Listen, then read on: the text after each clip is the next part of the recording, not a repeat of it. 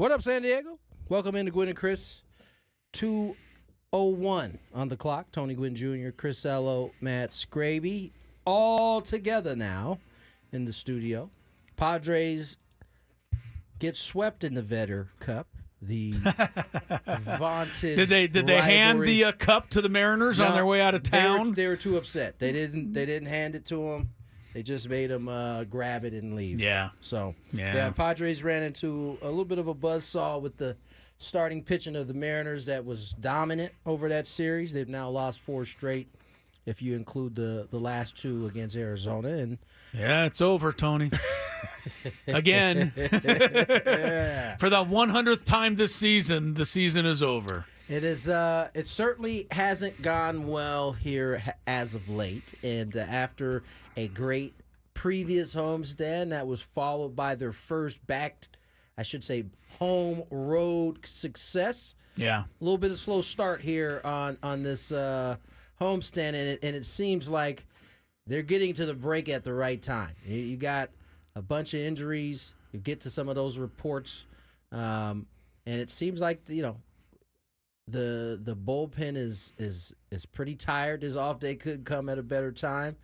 The starting rotation has had some cracks, although Michael King was great again yesterday. Major on the other end was not. He was sit down before yesterday's game, and they'll go with the 4 starters that they need moving forward. And, they add one arm to that bullpen. But this is kind of what we've seen all season long. I tend to put this Seattle Mariners series to a side only because I thought the pitching was that good from the Mariners standpoint. Was I wrong, or did Logan Gilbert pitch the best game anyone's pitched against the Padres this year? I know he ended up giving up a couple of runs. Right. But for 6 innings, he allowed 1 ground ball single that, man, he would have thrown Solano out on that play. So it would have been a no-hitter through 6 innings. He walked 1 guy. He only threw like 14 pitches. It was efficient. Unbelievable how dominant he was. And he didn't even look like he was trying out there. That guy has the smoothest delivery I've ever seen. And that I didn't mind. I was a little frustrated to get shut down by Bryce Miller, only because Bryce Miller came in with the worst road ERA in baseball.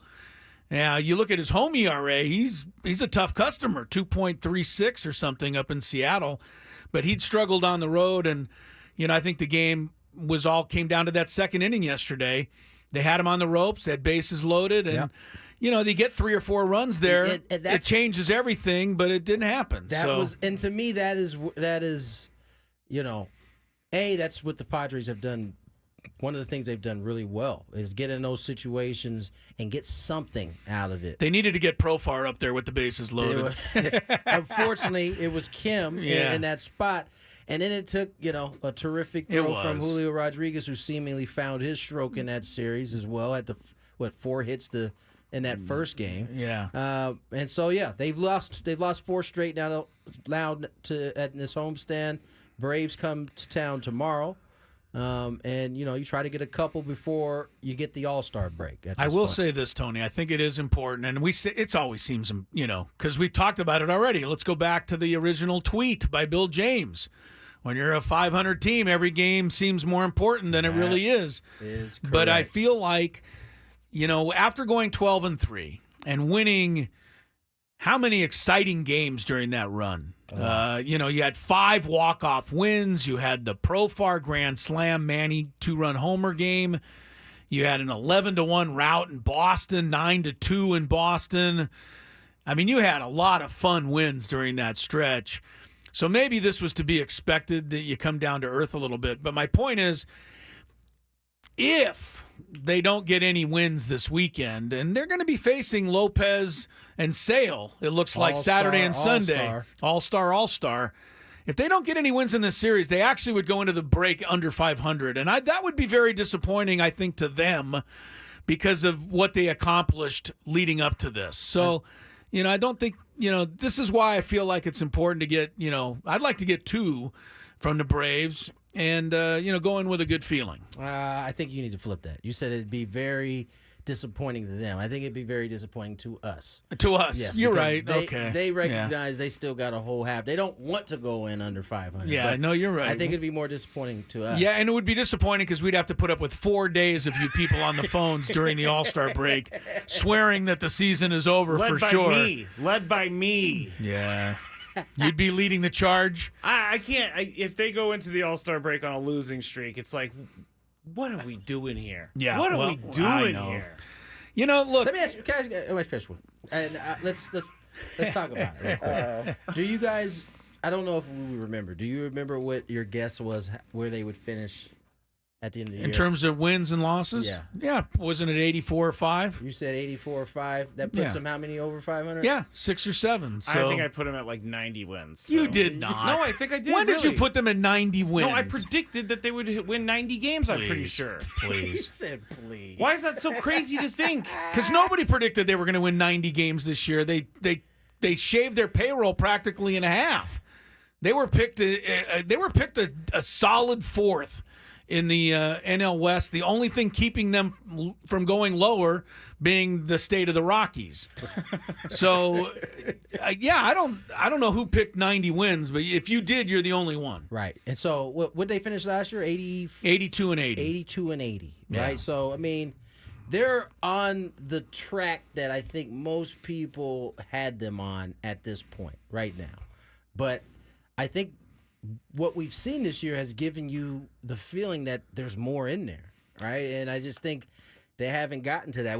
You'll hear a little bit more about this in that roundtable we'll have in an hour, at 5 o'clock. 5 to 6, follows our show. But this team largely has been without Joe, largely has been without you.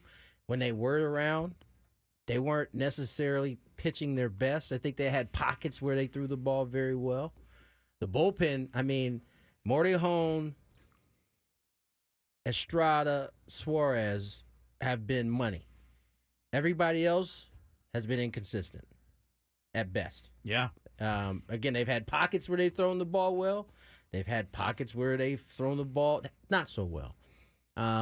Offensively, the best stretch, and I said this during the roundtable, the best stretch this team had when they went 12-3. I don't think it's a coincidence that Manny Machado swung the bat probably at his best. Hit over 400, had 6 home runs during that stretch, like 18 RBIs in the 15 games. Yeah. A walk-off home run, and, you're right, Tony. When he's going, they go. It was your great point that you brought up, because even when Profar and Merrill and everybody was, playing crazy, they couldn't really get a good run together until Manny joined them. Right. And then when that happened, 12-3. So I think it's still capable. A 4-game losing streak's not going to bother me right now. It really isn't. These losing streaks should do nothing to any of us. We've seen how many. I feel like all of the wins and all the losses have come via the streak. Well, this is their 5th losing streak, 4th or 5th. Let me see. I'm trying to kind of scroll through here. I believe it's their 4th losing streak this season of 4 or more games. So this has happened quite a bit. Yeah. Now, the first time they lost 5 in a row, they came back, they won 4 straight. The next time they lost 5 in a row, they won 15-3. So, or 12-3. Right. So, this 4-game losing streak could very well be followed by another hot streak. And and if Mike Schilt doesn't want to say it, fine, but it's a roller coaster ride. But I think the point that he's tried to make that we haven't necessarily agreed with him on is that baseball is a roller coaster ride. Yes. He just doesn't want to get on that because he understands this is going to happen anyway, so why overreact to it like we are? Right. And when you think about it, the pockets, I mean, the Padres won, what was it, 8 out of 10 series at one time, 8 out of 11 something series, like something that, along those lines. I mean, that's kind of how you build more wins than losses, is by winning series. Now, they've stumbled here the last, 2 series they've lost after winning 4 consecutive series, I believe it was. Right. And so this has been the norm for this team. I still contend we haven't seen them at full strength yet for a good period of time. Somebody's always been out, and hopefully all goes well with Joe's rehab. We continue to send our prayers or our thoughts or what for whatever's happening with you and his family. But those two guys are mightily important to get back. And if you can't get one back, the idea of trade talks coming up as we get closer and closer to the deadline. You got a few prospects teams are interested in. You got a glutton of infielders that may could get you there. I don't know if that's something AJ wants to do. I don't know if I necessarily think it's something that they should do, but those are all things that we're going to be talking about here a lot coming in the next, month or so. Yeah. Not even month or so. When's the deadline now? 31st? August? Got July. 3 weeks. Hey, I brought it up yesterday. Scraby and I kind of jumped in on it right at the end. We only had 40 minutes yesterday, but we'll kick it around on the round table later. But I brought up Hassan Kim, and he's not my all-time favorite player, but that's neither here nor there. The question is... Sorry, July 30th. I wanted to be clear. Thank you. The question is whether or not, we should dangle him in a trade. And the problem is, if you do that, then you take away your chance to have your best defense, because him at short, Bogey at second, Cronenworth at first would be your best defense. And you're going to have that, looks like this weekend, Bogart's going to come back. So if you traded Kim, you'd have to move somebody to shortstop, and Arise would have to go back to first base. So that's one deal. The other part is he's only a rental to somebody because he's a free agent at the end of the year. So who's going to want to rent Hassan Kim? Well, a contender would. Right. The problem is you're a contender. So it's going to be a pretty difficult trade to make. I'm just trying to figure out a way to get another starting pitcher and use something where I maybe have a little excess. The other spot I looked at is catcher. I mean, I don't know where Campusano is. Maybe there's something, Mike Schilt and the staff thinks that I don't. But, when he comes off the injured list, I expect him to at least be the backup to Higashioka. He doesn't even get to play yesterday. So is that a signal to Campusano that, he's no longer in the plans? Maybe it's just an overreaction to a week stretch where he really hasn't played. But he just got off the IL not that long ago. But so I would anyway.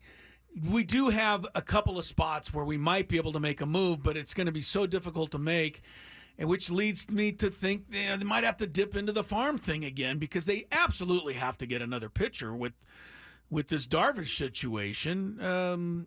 It's almost imperative, right? I mean, are you bringing up the catching as a way to be able to get a pitcher? Is that what you're saying? Well, I don't think that's why I said I don't think Campusano alone could get you the kind of pitcher that you want. I don't know that the catching. I mean, I think Kyle got hot and has been able to play well. He's thrown the ball well. His defense has been well, but I don't think that means it's his job for the rest of his way. I think Mike Schitt's gonna play the hot hand. Campusano most likely didn't play in that last game because you had a left-handed catcher that was up there that could actually, match up better. Left-handed hitter, yeah. Left-handed hitter. Right. That is a catcher. And so I agree. It seems like the rotation is where your eyes are, but I mean the bullpen's another spot that you can look at as well. But that'll be decisions that they pay AJ Preller for, and he's probably hard at work. And those are decisions that they pay us to speculate about, unfortunately. We have to sit here and speculate when we really, truly don't know. I know we're not in the business of talking about next year yet, but... No, we're not. There's a lot that needs to be done this offseason. Like, we don't care about next year right now. Is there a chance that they trade Dylan Cease away to get someone else? Because he's only got 1 year of control. We don't care right now. All right. We're in July 11th. Can we at least... Going to trade away Profar, too, because he's a free agent at the end of the year? No, he's untradeable. Well, okay. By the way... But you're only worried about next year. Yeah, you're right. Xander Bogaerts, everybody wants to trade him, but he's got a no-trade clause. He's not going nowhere. Yeah, he's not going anywhere either. Yeah. Xander Bogaerts is going to come back and have a hellacious second half of the season and shut everybody out there up. And I'm saying it because I'm hoping to speak it into existence so that we don't have to hear from everybody for the next 2 months about what a First of all, drag he's been. This guy had a 280 year last year, 19 homers, 19 steals, and yet everyone looks at last season and says he was awful. He wasn't awful. I did a whole thing on the Scraby show about Xander Bogaerts being number one almost and everything. We should be rooting that he comes back. Yes, because he's on our team. If he does, why are you going to root against the him? lineup gets tougher. So sure, let's not trade him. Let's root for him to come back and be the Xander of the second half of last season. Watch this offense go shoo. All right, let's get the break. When we come back, we got more baseball. Sean Burroughs, you guys, we talked about that when he passed. More news about that has come out. We'll talk a little bit about that. We also got the home run derby field is set. Got what else we got? Gwynn and Chris FAQ, huh? It's back. Oh. And we got a fair or foul. Fair or foul? We got it all for you guys. Wait, what? Wait, there's Gwynn and Chris FAQ? I wasn't notified. I wasn't notified either. I just saw it myself. This is where we have to give the darkest, deepest secrets of ourselves out. Yes, let me make sure I think you should clear that with us before you just put it on. Hold on. I got to go back to the text. Yeah, he wasn't in there, Oh, it's not on there. Dang it, I didn't put it in there. You tried to ambush us on the air, Ambush FAQ coming up. I thought I put it in our text this morning, but I didn't. You thought was when you were angry texting us earlier. Well, remember the dice controls who has to answer questions about themselves, and only I really see the result of the dice Do you have roll. a weighted die now? Yeah, I'm going to get one today so that you have to answer all the questions. All right, all that and more when we come back. More Gwynn and Chris. Do you feel like it's almost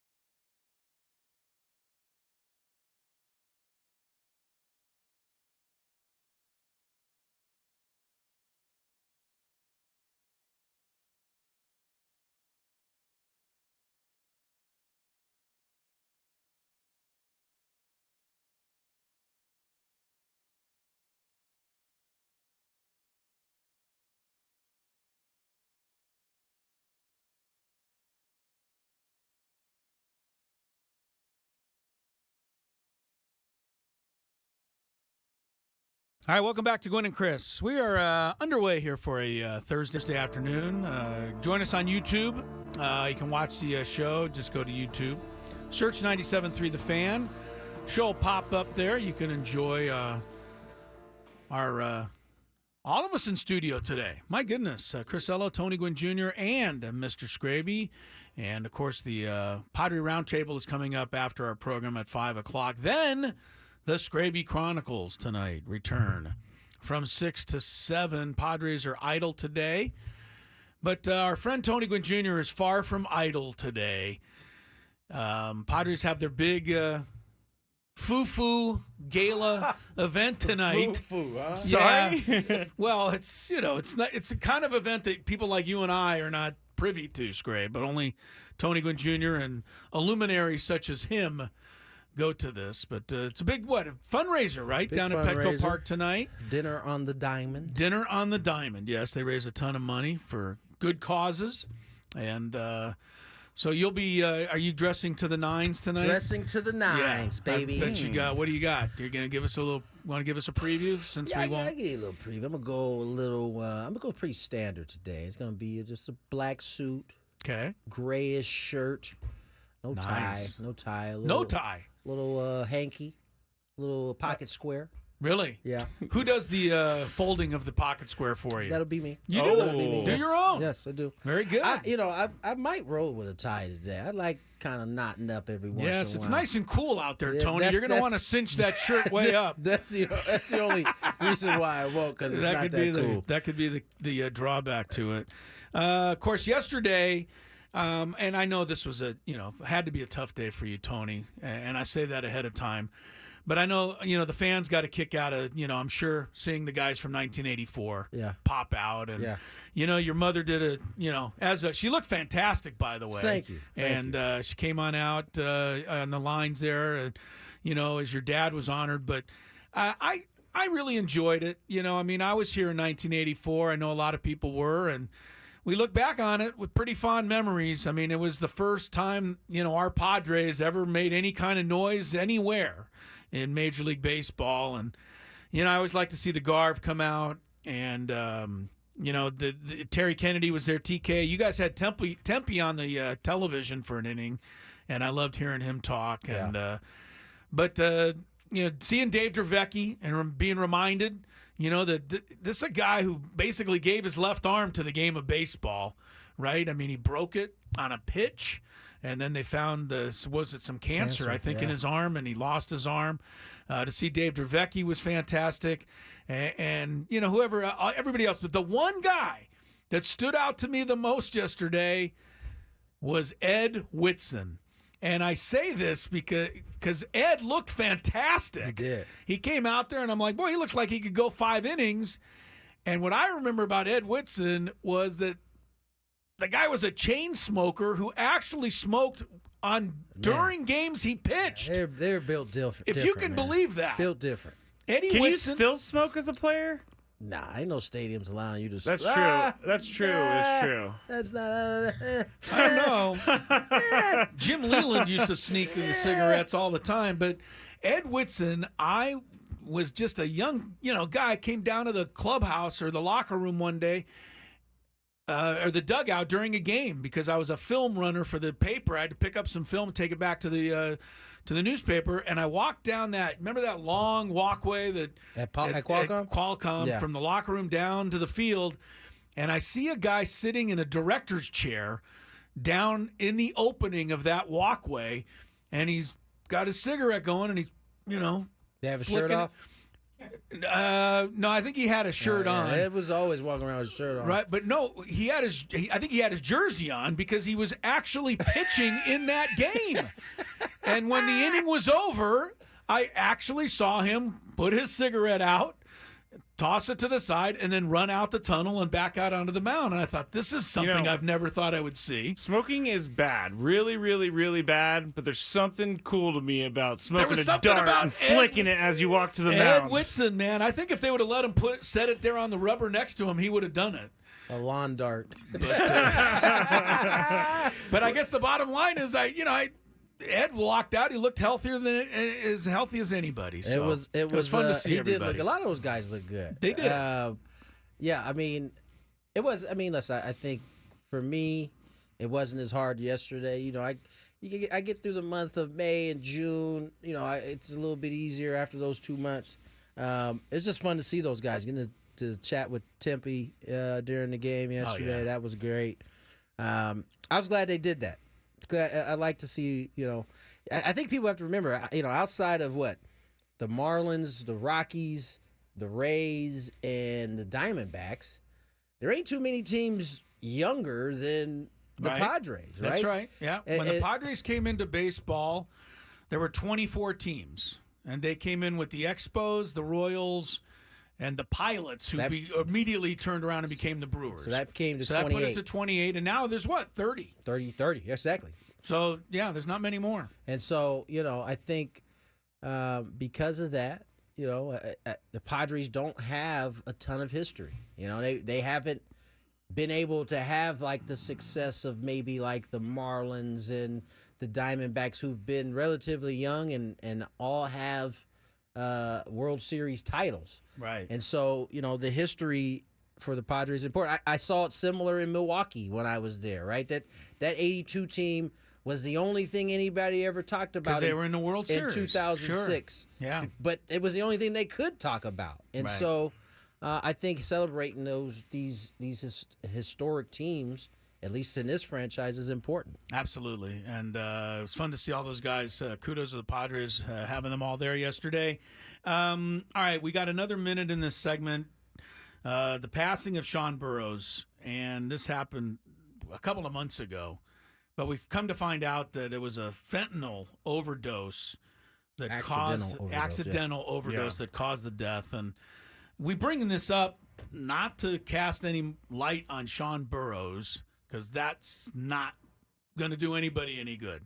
But what is going to do somebody some good out there is a reminder to please be careful with this thing. I mean, it is, who knows? He might have just been taking a over-the-counter medicine. It could have been. We don't know. It probably wasn't over the counter. Yeah. But we don't need to speculate on that. Right. The point is I don't think that this is something he knew he was taking. What we know is that cost him his life. Fentanyl is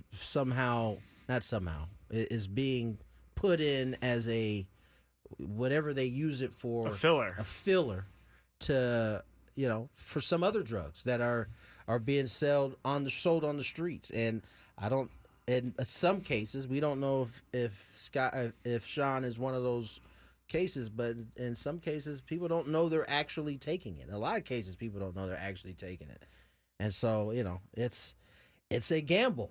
You know, when you're. But that is a gamble that is really not worth taking. No, you lose that one. I think it's a really important thing to remember that, like, this stuff, you could only do it once, and it's it don't even have to be that much. No, and it's over. It's that powerful. Like, being in the rooms that I'm in sometimes, the AA rooms, hearing some of these stories of these people that are, like, literally taking their lives in their hands playing Russian roulette, it's just scary. I mean, it may sound like an over-exaggeration, but, I mean, that's virtually what it is. Yeah. Russian roulette. I also think people need to maybe keep Narcan around them, which is like it counteracts the opiate overdose, so that, like, because I know I have some in my house just in case. You never know when you're going to need it, because it's when you use it, you'll hopefully never use it again, but you'll be so happy that you had it because it will help someone. Yeah. Well, you're in those circles probably more than anybody I know. I've heard some people tell me about using that stuff before, and it's like, yes, it saves your life, but it just, all of that stuff is just so bad for your brain, your body, everything. It just takes everything from you. So please don't do it, everybody. Yeah, really. This is not something to mess around with. Burroughs did die May 9th. At the age of 43. And I would like to real quickly address the people in the comments that say, oh, man, this guy couldn't even quit when he was going to his kid's Little League game. It's not all about that, people. Like, have come some on. compassion. Yeah, seriously. His son, I don't know anything about the situation, but being found outside your car is just so tragic. Yeah.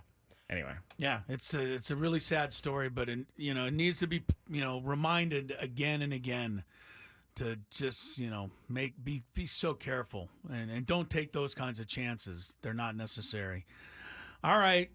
With that said, both Tony and I are going to wade into this next segment.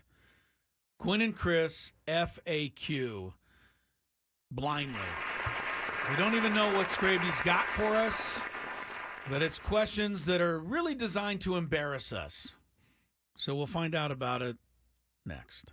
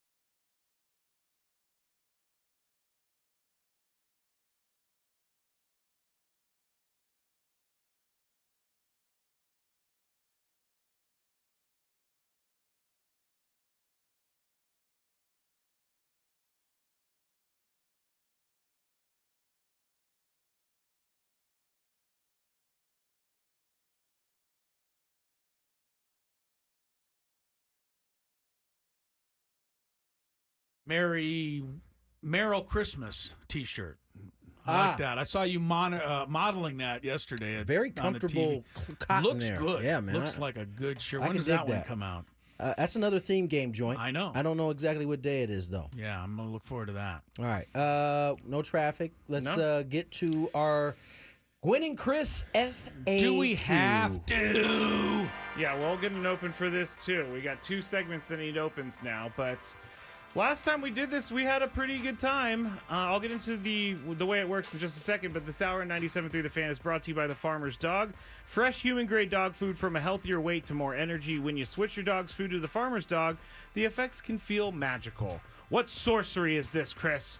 None at all. Maybe. It's just Does your real- dog eat? Does your dog eat this? He has. Okay. It's just real food made for the health of dogs. Get 50% off your first box at thefarmersdog.com/radio. Now, yesterday, my dog was the most well-behaved dog in the studio, and Chris's dog was not that well-behaved. Kylie, right? Kylie, yes. Kylie the dog. Is Kylie- Kylie okay? She's fine. Okay, good. She's at This home. she wasn't digging her place. She was just uncomfortable running around looking for food and barking during the show. She was and- barking at Jeff Hamby, who was just sitting outside. Yeah, it didn't. Her appearance did not go well, so she's probably not going to make too many She more was appearances. fine. She was fine. All right, so here's how it works. There's 4 categories: Chris questions, Tony questions, Scraby questions, group questions. Chris is going to roll the die, and that determines who has to answer a question. Right. So, Chris, go ahead and roll the die. All right. First number up is 5. Okay, do it again. Oh, 5's no I need good. to find a 4-sided die. 4 lower. 4. A 4-sided Is it- die. I don't know if they have them, but all They right. do actually. They do. Yeah, go to a game shop. You can find any sided die. Have you started your magic lessons yet, Chris? Nope. This weekend. This weekend. Yeah, you didn't Tony hear about that signed one, up- Tony. I didn't hear about that. I signed up for. I'm going to learn how to do magic starting this weekend. I'm taking That's my awesome. first I can't wait to lesson. get you to do some magic tricks. All right. The group question is: if you won the lottery, would you quit your job? Oh, Chris, you go all first. right. No, I don't think so. You wouldn't. No, I really enjoy this job, Okay. and this is a bit of a life goal situation with me, is to stay, mentally attached as long as I can, and have something, to be getting up and looking forward to every day. Okay. And so It matters. I worry about some of my friends who are, because I'm getting to that age a little bit where some of my friends are retiring, and I think they like it. They tell me they like it, but I'm not. It doesn't sound great to me. Yeah. Getting up every day, and okay, it sounds fun for a few days, but like forever and ever. So no, I think I would definitely want to work. Tony, would Yeah. you quit your job? I'd quit one of my jobs. I We wouldn't all quit. know which one that would be. Yeah, see you, Tony. I agree with Chris. I have seen it. I think we've all seen it. Like somebody we know who's older, retire, and decline because they don't. It seems like, we don't have any proof, but it seems like you don't have that thing that you're focused on, that it keeps your mind active. Yeah. Um, Pulls you through. Yeah, and that's kind of scary. So I would definitely want to continue to work, especially at this age. I'm only 41, so Yeah, that's true. And I want to add one thing. I have no chance of winning the lottery because Okay. I do not play the lottery. I well, don't play there you either. I don't play. My wife plays sometimes. but I I'm- really get a kick out of the fact that when it gets to $200 million, people play as if winning $14 million won't be enough. Nah. For me, Makes no sense. I couldn't even quit my job fast enough. Yeah, I could tell. And I couldn't even find an island to buy fast I enough. guarantee after you quit your job, you'd be back working doing something. No, I would definitely Within- do something like I would give you less than 6 months. I would do it on my own. Like I would employ myself to do something. Okay, you'd be your own because- boss. Yeah, yeah. But I joke when I say I would get out of here as fast as possible. I mean, like Chris said, this is a dream job. I worked my way up here. But there is something free about not being tied down by the man. 100%. Not being tied down by the man, Chris. I like the I man. like He likes the man, apparently. the man is definitely strapping us down for sure. All right, roll the die, Chris. Oh. 2. 2 is a Tony question. Uh-oh. All right. This is a good one.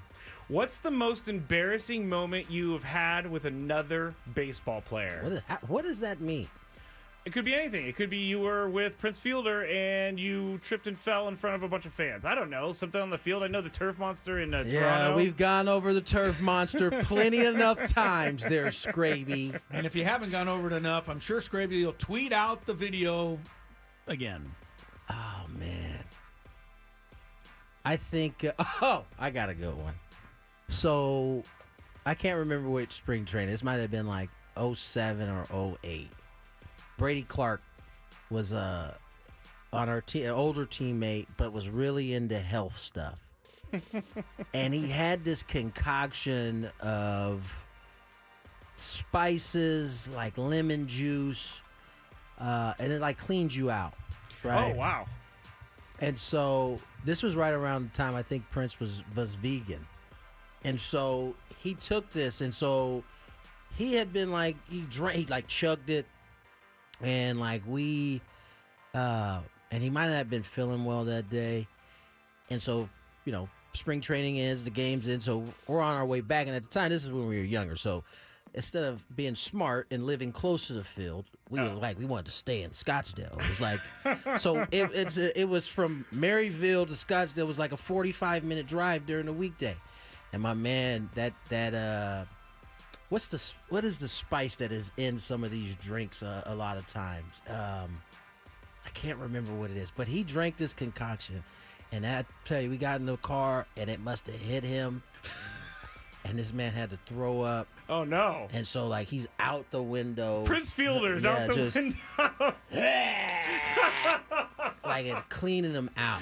Oh. I mean, before that, like, he was sweating, like, profusely. So you could whatever it was in that drink was starting to do its job. It was cleaning him out. That's was really doing funny. its job. Can you imagine just driving on the freeway and seeing Prince Fielder throwing up out the window? Nobody's like looking in like, oh, look at Prince. He had his head out the window. Probably like, oh, this guy's probably drunk right now, paying the price. That's probably the most. I don't know if it was embarrassing for me. No, but, that's fine. That's a good story. I know we're putting each other on the spot with these questions, so we accept many different answers. I have thrown up on a freeway because I was too drunk. So there you go, Chris. Oh, I got a better one. Okay. Yeah, but my first freshman year of college, San Diego State. This is a good one. We decide to play Century Club. Oh, Did I tell the story man. already? I don't think. No, we've talked about this off the air. I've played Century Club. 100 shots of beer in 100 minutes. The catch was I didn't drink beer at the time, so I What think were you I'm drinking? I think I'm drinking Sky vodka. Oh, man. Oh, and, my goodness. And pineapple soda, Oh my goodness! like little shot glasses.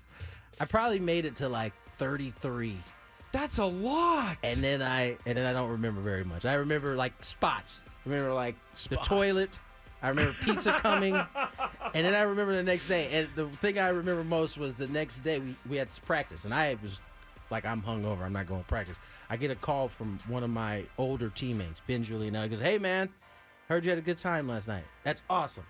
Make sure you're at practice." Good boy. Did you die at practice? I had my roommates. They went and got me some McDonald's, Oh, nice. kind of some grease. Yeah, you have to have the grease. I thugged it out. Thugged Thugged it out through that practice. And you know what? Because I made it through, all of them told me that was when you got our respect, because you went out, you did your thing, but you showed up, you practiced, no big deal. Yeah, if you're gonna play, you gotta. So pay. it was embarrassing to remember spots of the night like toilet, pizza, and then, waking up the next day. But I earned the respect of my teammates. I love I could obviously totally imagine what happened last night. Oh God, there's that toilet. Oh, there was some pizza. The thing is, I didn't even wake up in the same place we started. So clearly I had some good roommates because they got me in bed. I don't remember any of that. We're going to be talking about Mike Gundy, I believe, in the Big Yes, Five. I I'm do looking have ahead. that, yeah. I believe you got his respect too, Tony. Oh yes, I think I would have. Mike Yeah. Gundy would be so proud of you. So proud. All right, roll the die. Oh, sorry.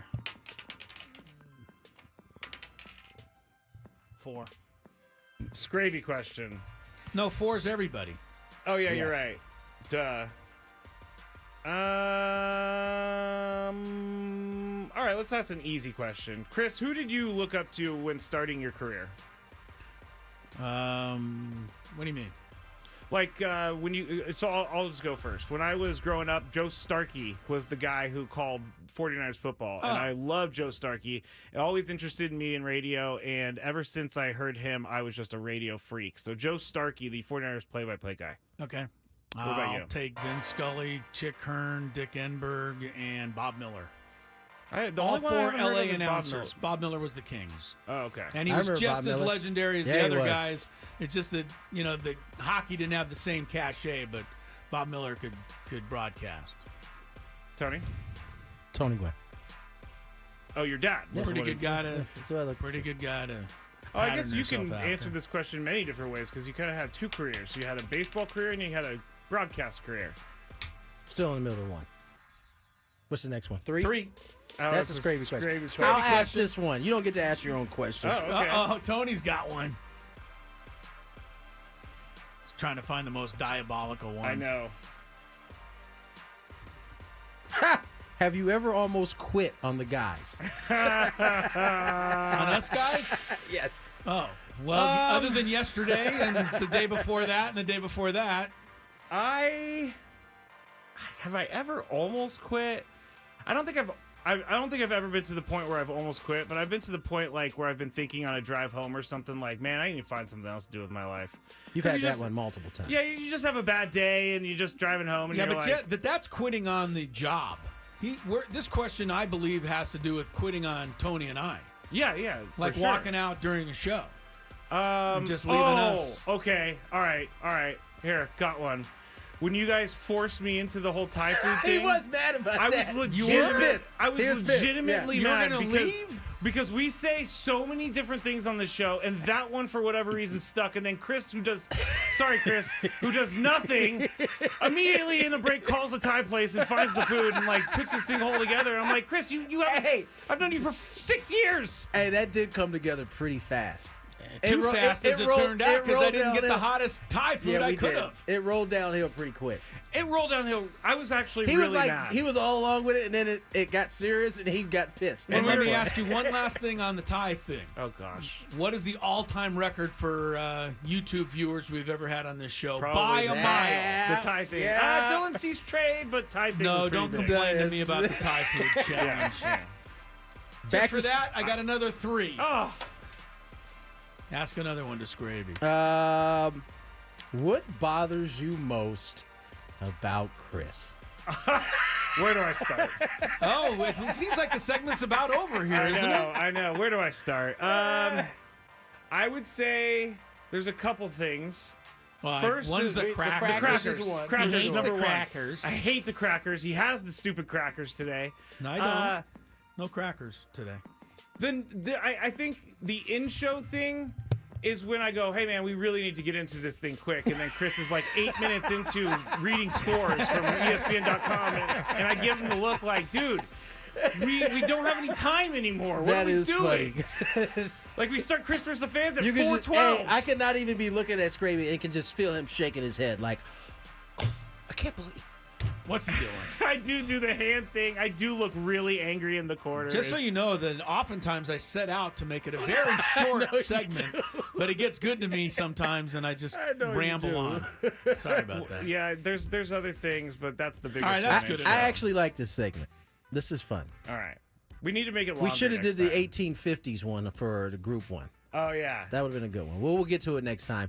Let's get to break. 3 o'clock hour on the way. That means a dose of the Daily Gambit.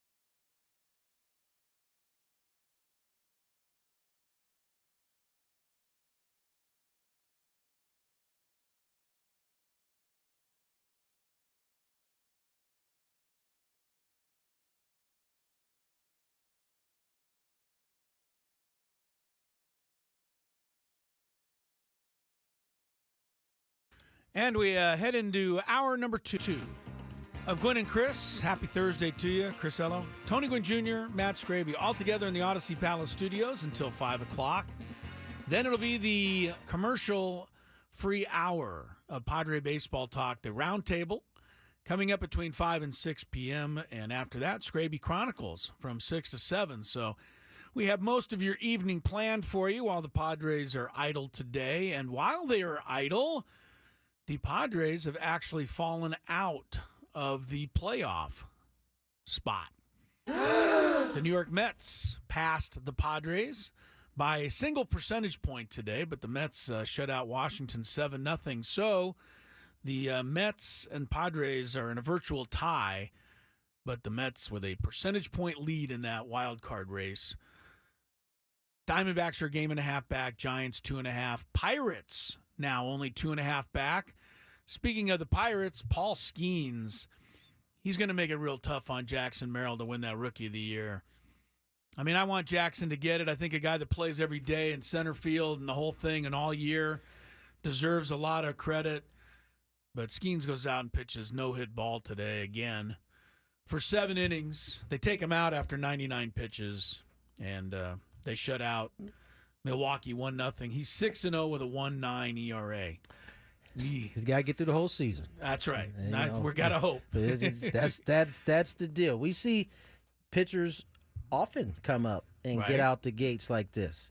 Can it be sustained? Looks like it right now. Looks like there's nothing going to stop him, but that's what this... Do you think he should start the All-Star game? Should they take it that far next Tuesday and put him out there to open the game? He's making it very hard for him not to start the All-Star game. I'm just saying. I wasn't a proponent of him starting the All-Star game. I think I said it on the show, but he keeps going out and doing this kind of stuff. It becomes really hard to keep him off of the mound. 99 pitches, rookie season. It's a different day and age. I mean, they would have never taken this guy out 15 years ago, but there was no way they're going to let him have a chance to finish today. But I think it's the second time he's pitched no-hit ball this year and been taken out. Yeah, that's pretty good. It's off to a really good start. So what are you going to say? Cody Bellinger, going to take him off the trade for list, at least for a while. Goes on the injured list, broken finger. Uh-oh. Suffered yesterday, hit by pitch. And that's pretty much the baseball news of the day while the Padres are off. We got a daily gambit to get to, so before I talk too long and Scraby throws up his arms. Yeah! Chris, what are you doing? Ah! Let's get to it. Do you like money? I think about money a lot. Do you like money without doing anything? Winning. Do you want to make money while watching sports? I think Washington is immortal luck. Washington! Woohoo! If you answered yes, this is your segment. Just don't blame us when you lose. Nothing is ever your fault. It's your game. Take it. Gwynn and Chris go through the top bets of the day in The Daily Gambit on 97.3 The Fan. Daily Gambit is our daily sports betting segment here on Gwynn and Chris. Please, everybody, gamble responsibly. We will be going over some of the bets that we made on Tuesday, which started with Euro Cup play, England and the Netherlands. Chris and I both said England, and England did win 2-1, so congratulations to them. Thrilling match, right? They score in the 91st minute. Oh, yeah, that's what you were saying yesterday. To beat the Netherlands. Setting off a celebration like no other. I don't know if you saw the Instagram or posts.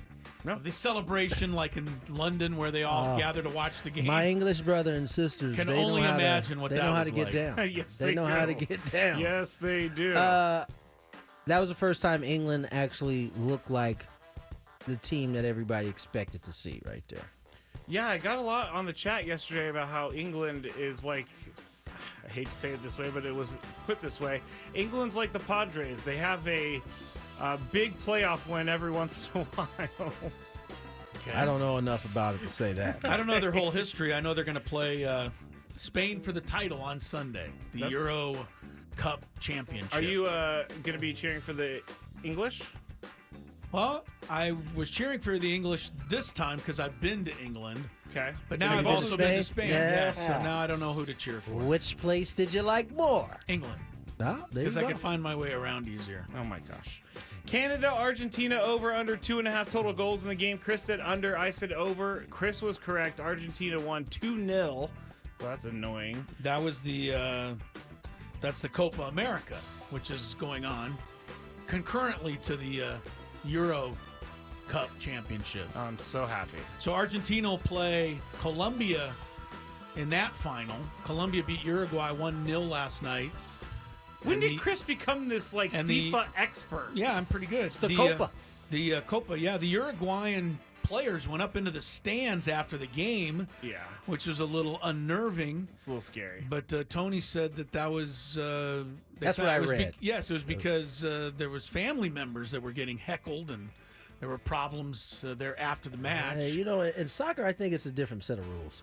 Fans, I'm not quite sure they, what they if say- there are if there any are rules, right? yeah. So you know, sometimes as a player, you might have to go up there and give somebody some work. It's just Give somebody the that's business. just the way it goes. I will say this: I did see a clip of one of the Colombian players just flat out threw the elbow right into the mug of a Uruguayan player, and he got ejected. Colombia hung on with 10 men. See, I know my soccer terminology better than you think. Look at you, Chris. That's right. I Played don't know. down a man and Okay. still won. All right. All right, that's enough. Let's see. The next one would be Taylor Fritz against Musetti, and we both chose Fritz. He was a 5.5 game, favorite, but he lost outright, so we lost that. Bet. Lost in 5. It was disappointing exit for the Torrey Pines High grad. Thought he was going to go to his first Grand Slam semifinal. That was but after Fritz upset my man too. Came beat, back. Zverev, yeah, and then he let it slip in the 5th set. He got blown out 6-1. Now I was looking for the result of Djokovic and Diminar, but They it said did not walkover. play. What does that mean? That means that Diminar could not play.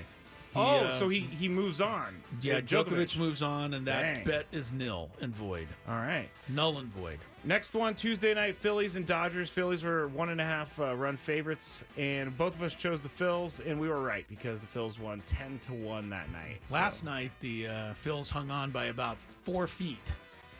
I 2 didn't out, see 9th inning. I think it was Rojas for the Dodgers hit one to the fence, and Castellanos caught it right at the wall. That's what's Phillies so have taken disappointing the first about 2 of that series. That's what's so disappointing about the Padres losing 4 in a row is because the Dodgers are losing. They could be gaining ground right now.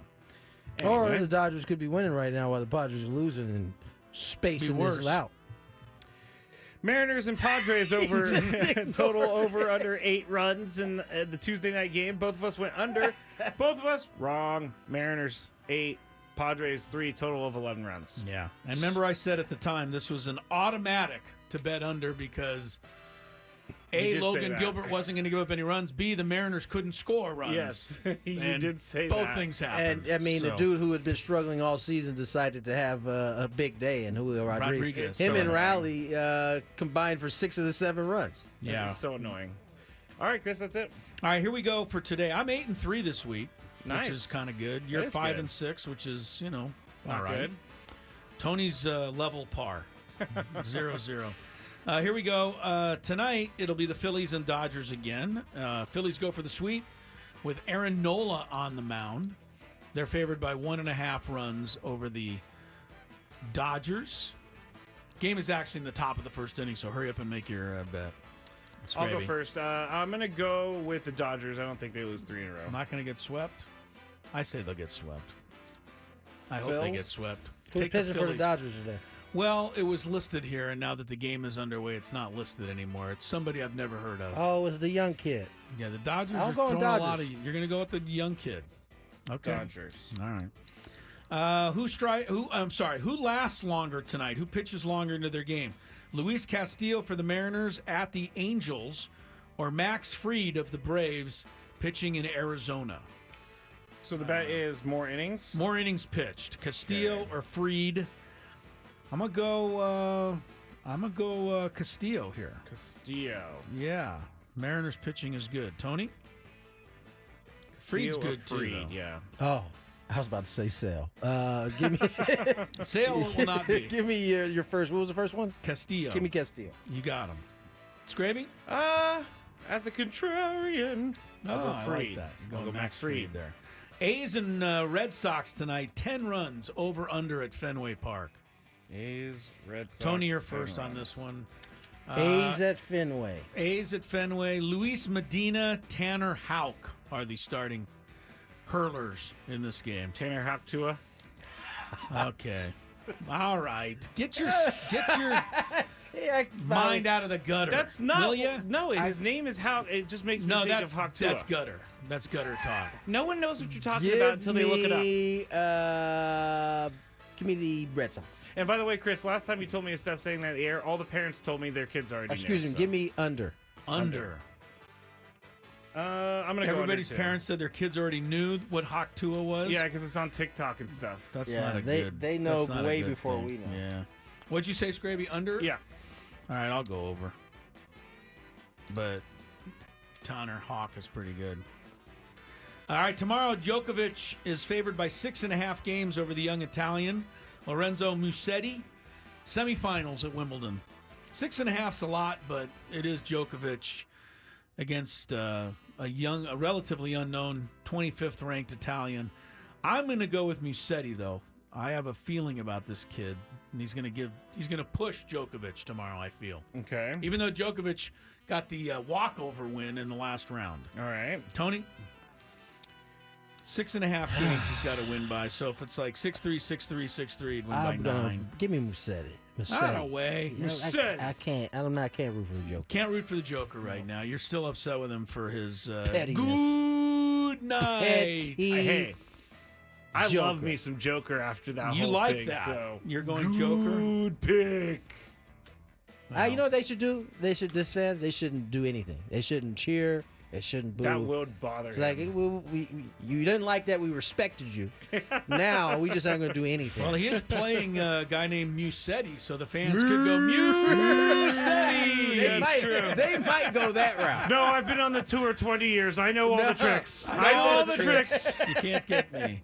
The other Wimbledon semifinal is a pretty tip-top matchup between Alcaraz and Medvedev, two of the top 5 players in the world. 39.5 games is the over-under total games played.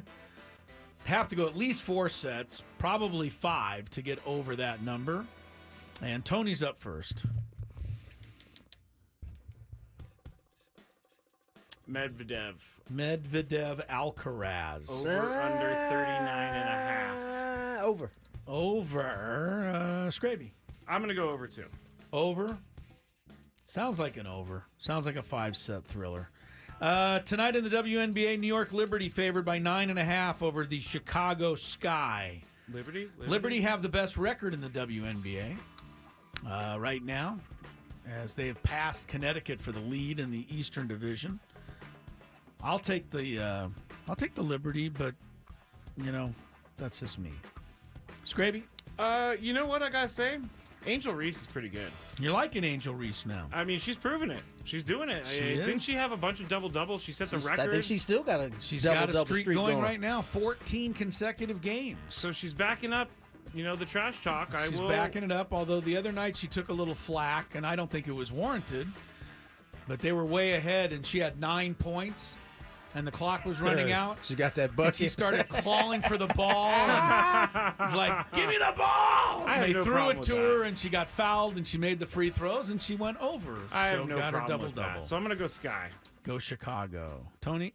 Liberty. Liberty. Liberty. All right, very good. Angel good. Reese is on the board here. 12.5 rebounds, over or under. Just said she's been over 14 consecutive games on double-digit rebounds. But will she go over 12.5 tonight, Scraby? I'm going to say under. She gets like 11. 11, you say. Okay, Tony? Angel Reese, 12.5 boards. Over. Ova. There are some Angel Reese haters out there, and I think it's getting a little unfair. They're starting to call her Moses Malone now. Because she's padding her board stats. She's batting her board stats by throwing the ball up and missing and grabbing rebounds and Is that missing. what's happening? Even if It's happening a little bit. I don't know if it's happening all the time. Getting your own rebound is tough. Yeah, like you risking it by throwing it back That's up true. there. That's true. There's only been 2 guys I saw do that. It was Moses and Chuck. No, 3. Dennis used to do that all the time. But Rodman didn't do it on purpose. He just couldn't make the shot. That was the I've difference with seen him Rodman. bat that ball off the board many times. That's all I'm doing the Lakers all the time. What'd you say, Scrape? I said under. All right, Tony, you said Over. I'm gonna say over just because of all the haters. 13 rebounds at least for Angel Reese tonight. There's our daily gambit. See how it all turns out when we reconvene tomorrow. Yes, sir. In the meantime, let me remind everybody that this hour 97.3 The Fan is, it's already been brought to you by the Farmer's Dog. Scrape, you read that earlier. Good job by you, Scrape. Actually, You're on top of it. read the top of the sheet, Chris, and I'm going to The explain. tip top of the sheet. Yeah. Before the show, we need to talk about reads. Reminder for myself. Is that what you wanted me to read you? Yes. So we'll be talking about that in the break. All right. I don't know what that means, but I guess it won't have anything to do with anybody out there since you're telling them what we're going to do during the break and they won't be able to hear. That's true. Boom. That's true. Brilliant, Scraby. Brilliant strategy by you. More Gwynn and Chris after traffic. Okay, so the quarterback ranking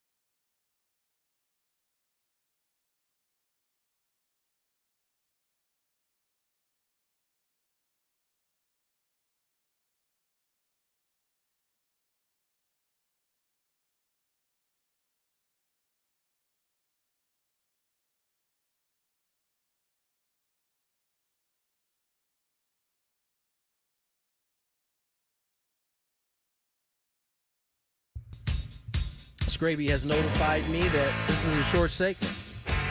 Well, now I'm seeing the clock. We got 9 minutes. Yeah, I was about to say, this doesn't seem like it's going to be that short. For all of you EA Sports, It's in the game. college football fans, I got some ratings for you. I know Jesse and I have been talking about this game's debut. When does it come out? It's a good question. Is Jesse a gamer? For this, he will be. Okay. Really? This is a classic game that was shut down for what? This is 9 years? I think 2015 it's was been the a last while. year. It's been a long time.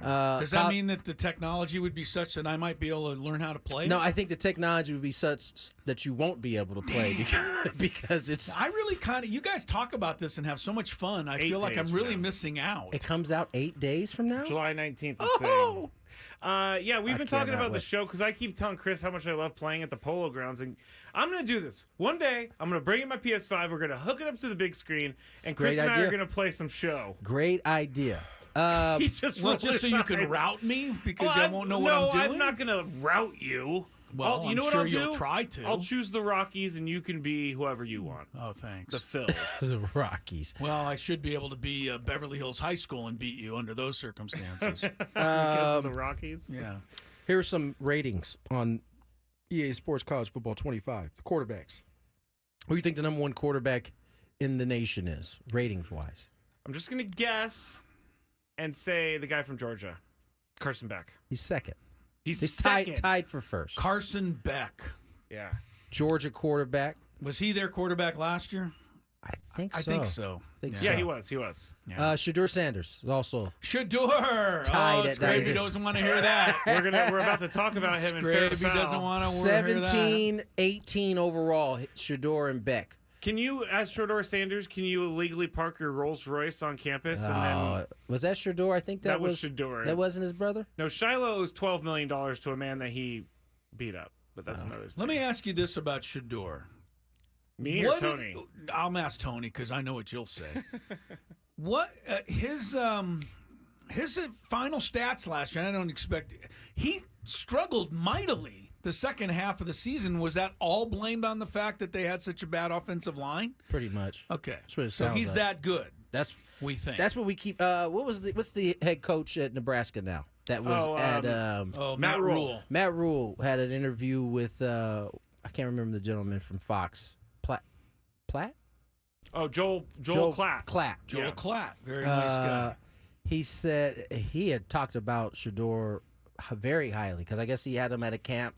So he's the truth. So we'll see. They supposedly fixed that offensive line. You would expect the numbers to now go up. I know if I asked Shador Sanders how good he was, he would be willing to tell me. I think that's a Sanders trait. They've never been one to be never lacked confident. So No. nor should they. Now, overall, the number one player in the game will be a young kid named Will Johnson. You guys know who he plays for? No. See, back in the day, you wouldn't need to know. You just need to know his number because they didn't have names on the game. Oh, that's now, true. because everybody's getting broke off, they will have names. Yeah. Will Johnson is a cornerback for Michigan. Oh, wow. Michigan has 2 top 10 players in the video game. Travis Hunter, Colorado's. Okay. He was the two-way star, Yes, right? They got him as a wide receiver on here. He's number 6 overall. I'm not sure you guys will recognize any of these other names because I don't. Will Campbell, left tackle, LSU. No. I haven't Tackles really are, yeah. recognized, other than Shador Sanders, I haven't recognized the name yet. Ollie Gordon II. He plays for.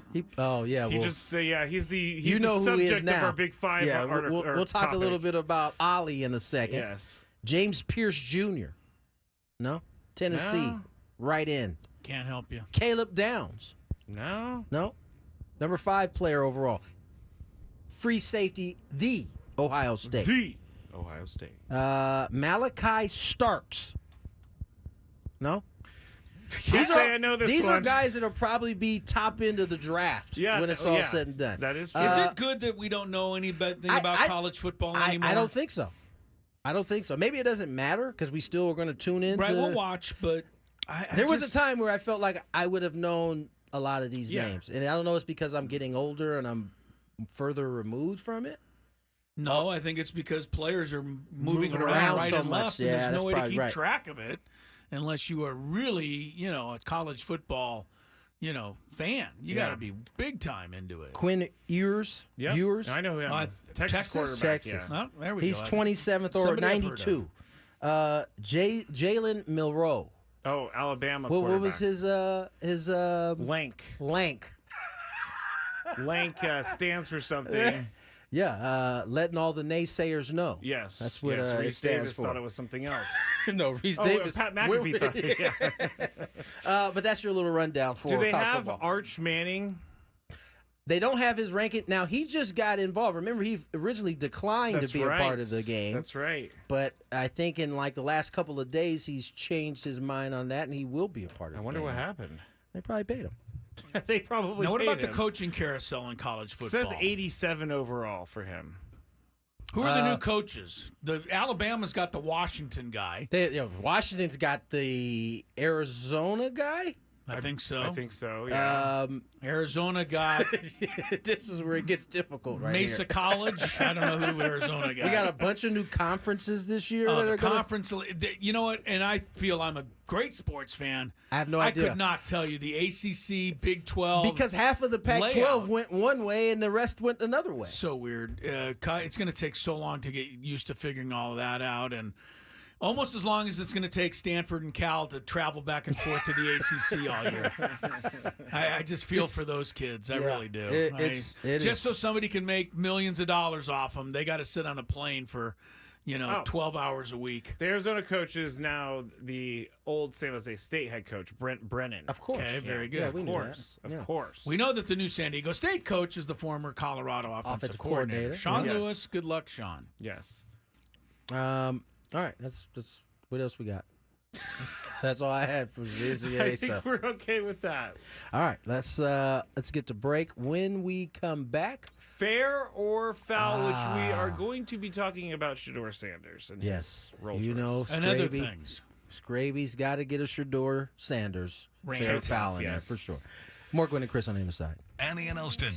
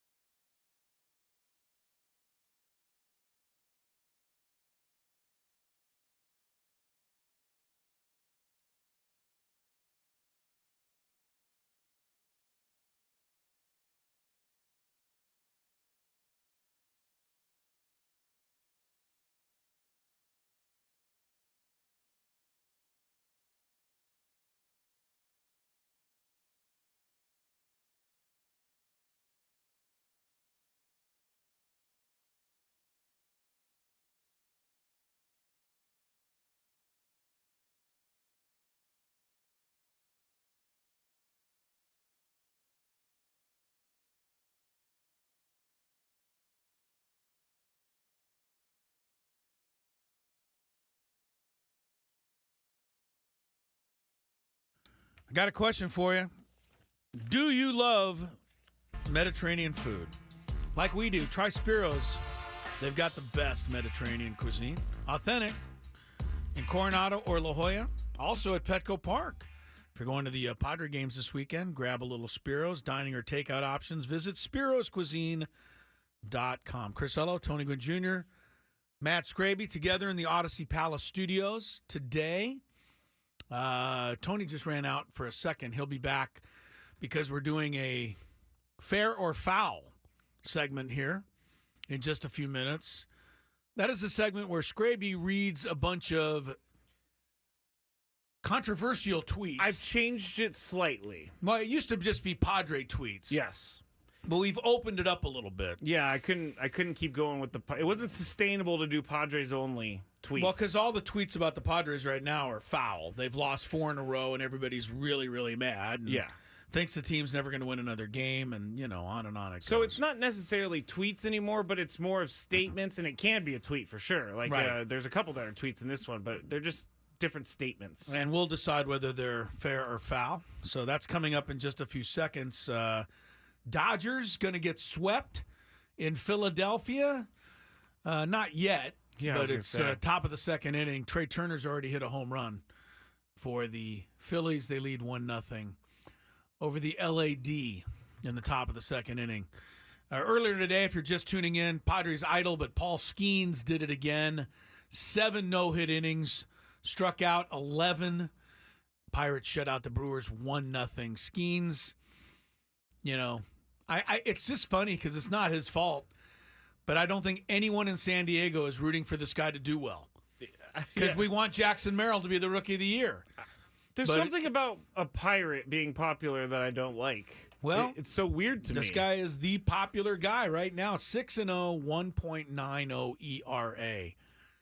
Impressive, I must say. Brewers did end up getting a hit in the game, but they were no hit for the first 7 innings by Skeens. The other note on the scoreboard, anyway, Mets 7-0 over Washington. Mets pull into a virtual tie with the Padres for the final wild card spot in the National League. All right, so there you go on that. And are we ready to do our fair or foul, or do we need to? I need to wait a couple more seconds for traffic to come through. And that and Tony's not back in there. I don't know what I'm asking for. Kind of a silly question. We need to wait for Mr. Gwynn to return. He has to get out of here at some point because he's got the big shindig down at Petco Park tonight. Dinner on the Diamond. Oh, and he revealed who the musical act is. I think he was kind of excited. No, I think he was trying to make us feel bad. Feel he like was trying to make us feel bad. Yeah, he was kind of telling, well, I'm going to this thing tonight, and guess who the musical guest is? Ludacris. Wow. Yeah. Even I like Ludacris, and I'm not cool in any way, shape, or form. But I think that would be Ludacris was pretty fun to see him in high school. Great. All right. Okay. I guess we can. He's had a long career, Ludacris. Yeah. Like, are we going 20 years? Oh, 25? Yeah, he was popular when I was in high school, and that was 99 through 2003. Yeah. Shohei Ohtani just struck out with the bases loaded. That ought to put a smile on your face, Scraby. It did. Not much does, but that will. Although the umpire did kind of take it out of his hands early in the at-bat. Oh, early in the at-bat. I was going to say he swung and missed the last pitch. No. The first pitch was definitely a ball. Not so, if the umpire calls it a strike. Okay, here's Tony. Here's traffic, and then we go fair or foul. From the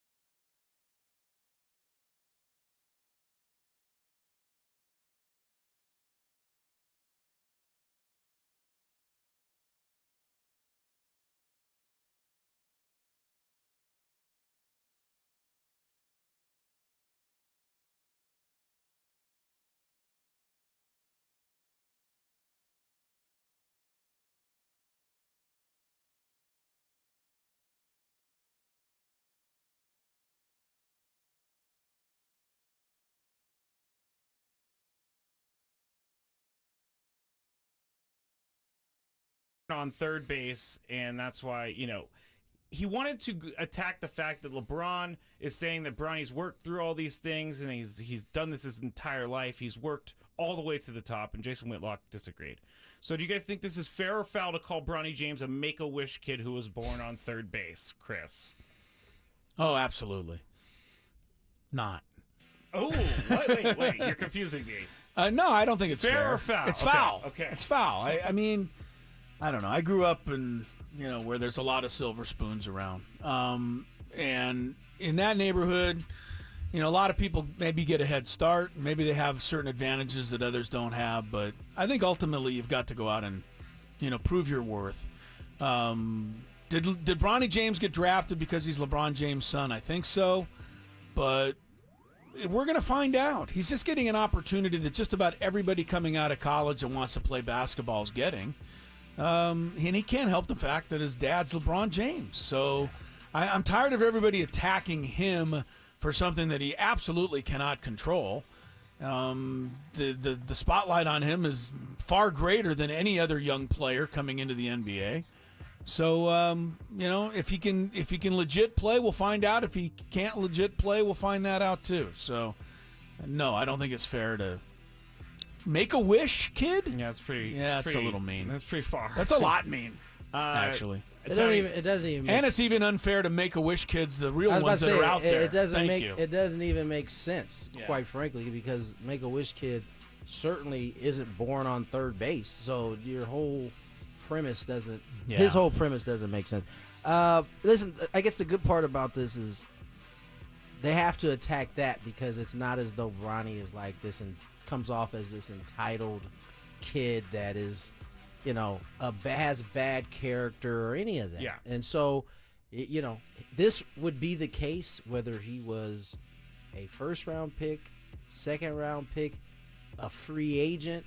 If he was out there getting minutes, that would be something that was said. Now, if he was a first-round pick and was deservingly a first-round pick, maybe the conversation's less. But, I'm sure this was said about Barry Bonds. I'm sure this was said about Ken Griffey Jr. I know it was said about me at points in my life. And as you said, these are individuals that had no control over who their dads were when they were born. They didn't ask for it. It just came that way. And so, as Chris said, we'll find out eventually. In professional sports, you don't just get to hang around too long because someone is your dad. Yeah. There's a lot of there's a lot more players out there, Tony, that I'm sure you came across with just in baseball that had dads who played baseball that never made it. Right. So just because your dad played doesn't mean you make it. You have to be good enough to make it, and the same will be true for Bronny James once the dust clears here. Yeah. All right, so let's move on to the next one. Our next favorite guy, Shedeur Sanders, was speaking yesterday at the Another Big 12 guy Media. who's no fault of his own that his dad is who it is, but go ahead. This is one of Scraby's enemies right here. This is not an enemy of mine. Now he's attacking. He's in attack mode. I do think that Shedeur lives in a different world, which is fine. Is he a Make-A-Wish kid? Jeez, that was creepy the way you looked at me when you Is said he a that. Make-A-Wish kid? He's not a Make-A-Wish kid. Okay. But he did say this about at the Big 12 Media Day. Whenever teams come to play them, he said, I know where everybody's Super Bowl. Not because of like talent level or anything, because it's so cool that you're going to play Deion Sanders' team in Colorado.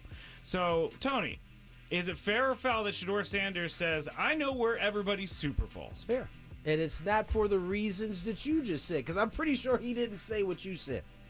That it's pretty cool to beat Deion Sanders' kids. And Oh, yeah, he didn't say that. Exactly. Yeah. But I will say, because of all the attention they get, teams 100% go in there wanting to stick it to them. I buy that, yes. And so maybe you disagree with the word Super Bowl, but don't get it twisted. Everybody who is going to play Colorado, especially early, as they will be a team that is favored to win a lot of games, is going in there circling that game because they want to knock off Colorado in prime time. It's no different than the folks that bought pay-per-view fights to see Floyd Mayweather get beat. It has nothing to do with it. It's more so teams will want to go there because they want to stick it to him because of the attention. Chris, fair or foul? It's fair because I could, previous to Deion Sanders arriving, could care less about any game that Colorado ever played. Exactly. And all of a sudden last year, I watched them all until about the 5th or 6th week when they were completely irrelevant. But I watched them at the beginning, and I was into those games. Deion brings a spotlight, and his son, doesn't do anything to dim it, dim that spotlight. So, yeah, he's absolutely right. Everybody comes in there because, they want to be the ones to knock him off. They know they're going to get a lot of publicity and attention if they do. Yeah.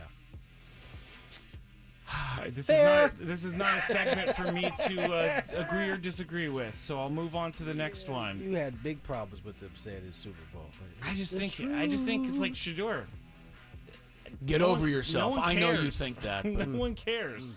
I'm not saying that players don't care. I'm just saying. What was the question that he was asked that led to that? I closed the article. How would you have done growing up in my world of Beverly Hills, California? Scraby would have where really almost hated it. everybody was born on third base. How would you have done there, I wonder? Not well. He would have struggled. Not well. He would have been in fights every day.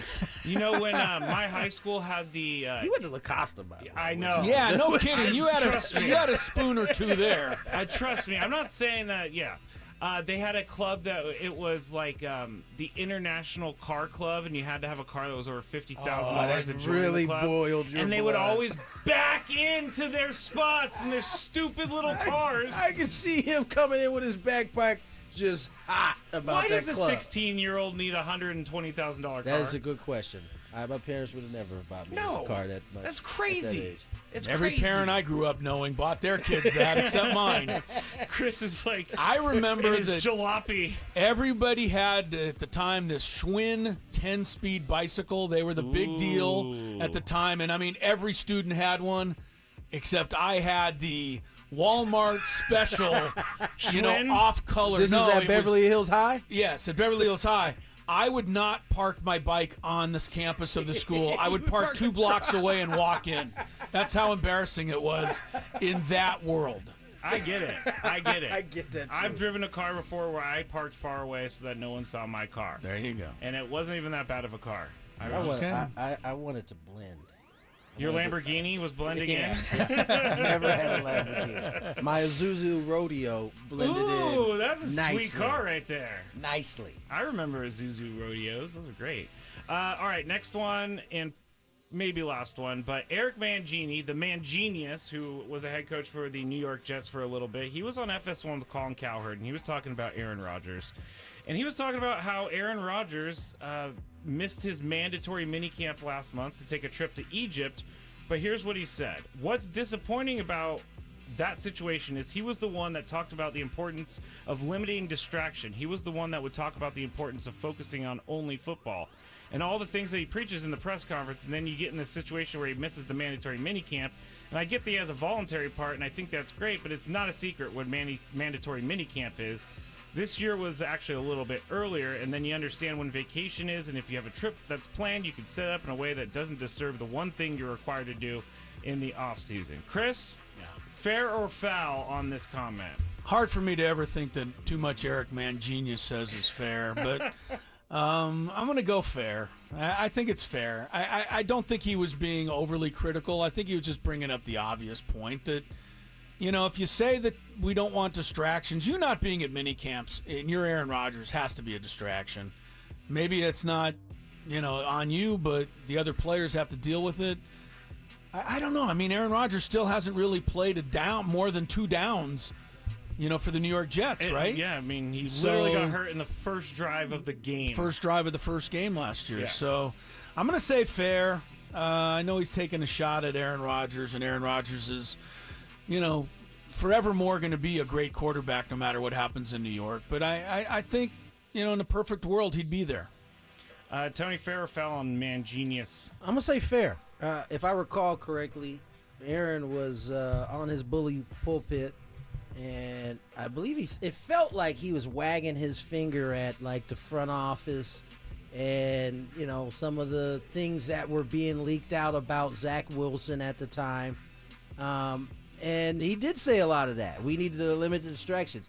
he has to know at this point in his career that him not being at a I would think, yeah. at a what is it, mandatory? Is it Mandatory, mandatory yeah. camp? Mandatory, yeah. And not only not being at a it's one thing to be not at a mandatory camp and somewhere throwing footballs and Yes. having your Doing it own to the thing. Sphinx He's in he's Egypt. in Egypt, and I'm not saying he's wrong for going to Egypt, but you had to know that it was going to be a distraction. You had to know that there's going to be something minus football, which is what you spent some time last year during the season while you were healing, kind of pointing the finger at. So I think the criticism or whatever Mangini said is fair on this one. All right.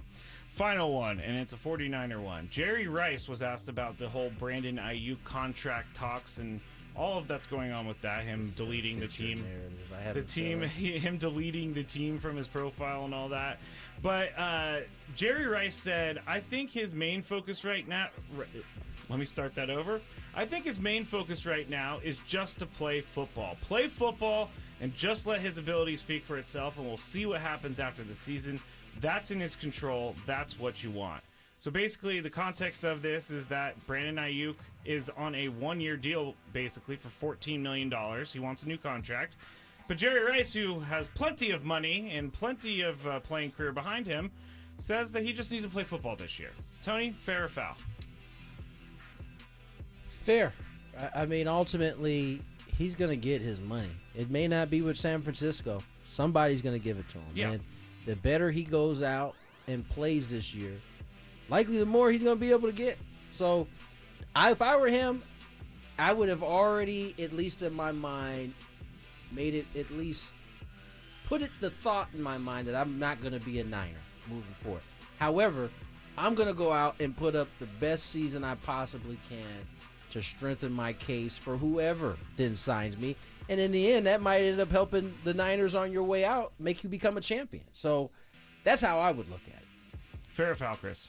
It's totally fair, but I don't think that Brandon Ayuk's going to feel it's fair, and that might be part of the issue here. Tony's 100% right. Simple. Go out, be great. Somebody will give you a ton of money. You go out and pout, catch 3 passes a game for 11 yards, you're not going to get that free agent contract you want. So this is simple. Jerry Rice is probably somebody you should listen to if you're a wide receiver. But I get the feeling that a lot of the younger generation players don't want to feel like they're being browbeat by the former, stars like Jerry Rice. I also think that this generation of player is much more aware of how fast this thing can come to an end. And so maybe that is the holdup. Like, listen, all that's great, but I go out here and I plant. If he gets hurt in week 2, yeah, right. And this is I'm dealing with a completely different situation, and that's what makes football a little more unique with the contract demands than anything else that any other sport we deal with. Man, I'm just looking through Jerry Rice's contracts. His first real contract, 1988, was 5 years, $5 million. And he was overpaid. And that was in the minds of most people. That's insane to me. Right. That's insane to me. He made $1 million a year. Jerry Rice. And Brandon Ayuk is complaining about 14. Yeah. What are we doing here? Well, it's Jerry's fault. They It went is out. Jerry's They fault. went out and made the league that much better. Yeah, Jerry, why don't you just give him some money out of your pocket? Let's go, bro. All right, that's it for Fair or Foul. Chris? Very good. We'll settle things down here a little bit. Come back with Chris versus the fans. Play some trivia. You might get to go to Las Vegas, 833-288-0973. Let's go.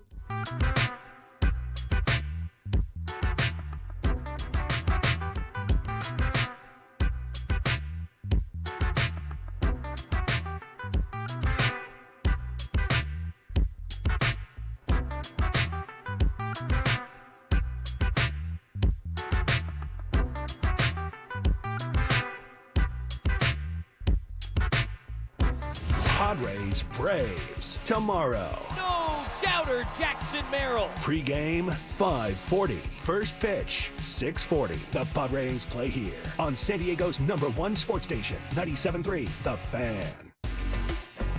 The San Diego Padres are squaring off against the Atlanta Braves July 12th through the 14th in a Southern showdown. Swing and a miss, and he struck him out. And 10th strikeout for Matt Waldron. Summer is here, and there's no better place to spend your weekend than America's #1 ballpark. Grab a bite, sit back, and bring the crew to watch the Padres battle the Braves. High drive, right field. Gone! Join us for this showdown and make unforgettable memories today by visiting Padres.com/tickets. Decisions determine results. So which path do I want to take? Help people in need or stand on the sidelines watching? Worry about how to pay for school or have my education paid for? Push myself and learn new skills or stay the same? My decision is to serve part-time with the Army National Guard, and my results will be life-changing. What will you decide? Go to NationalGuard.com to learn more about part-time service. Sponsored by the California Army National Guard. Aired by the California Broadcasters. We believe everyone deserves access to fresh food. That's why the Kroger Company created the Zero Hunger, Zero Waste program.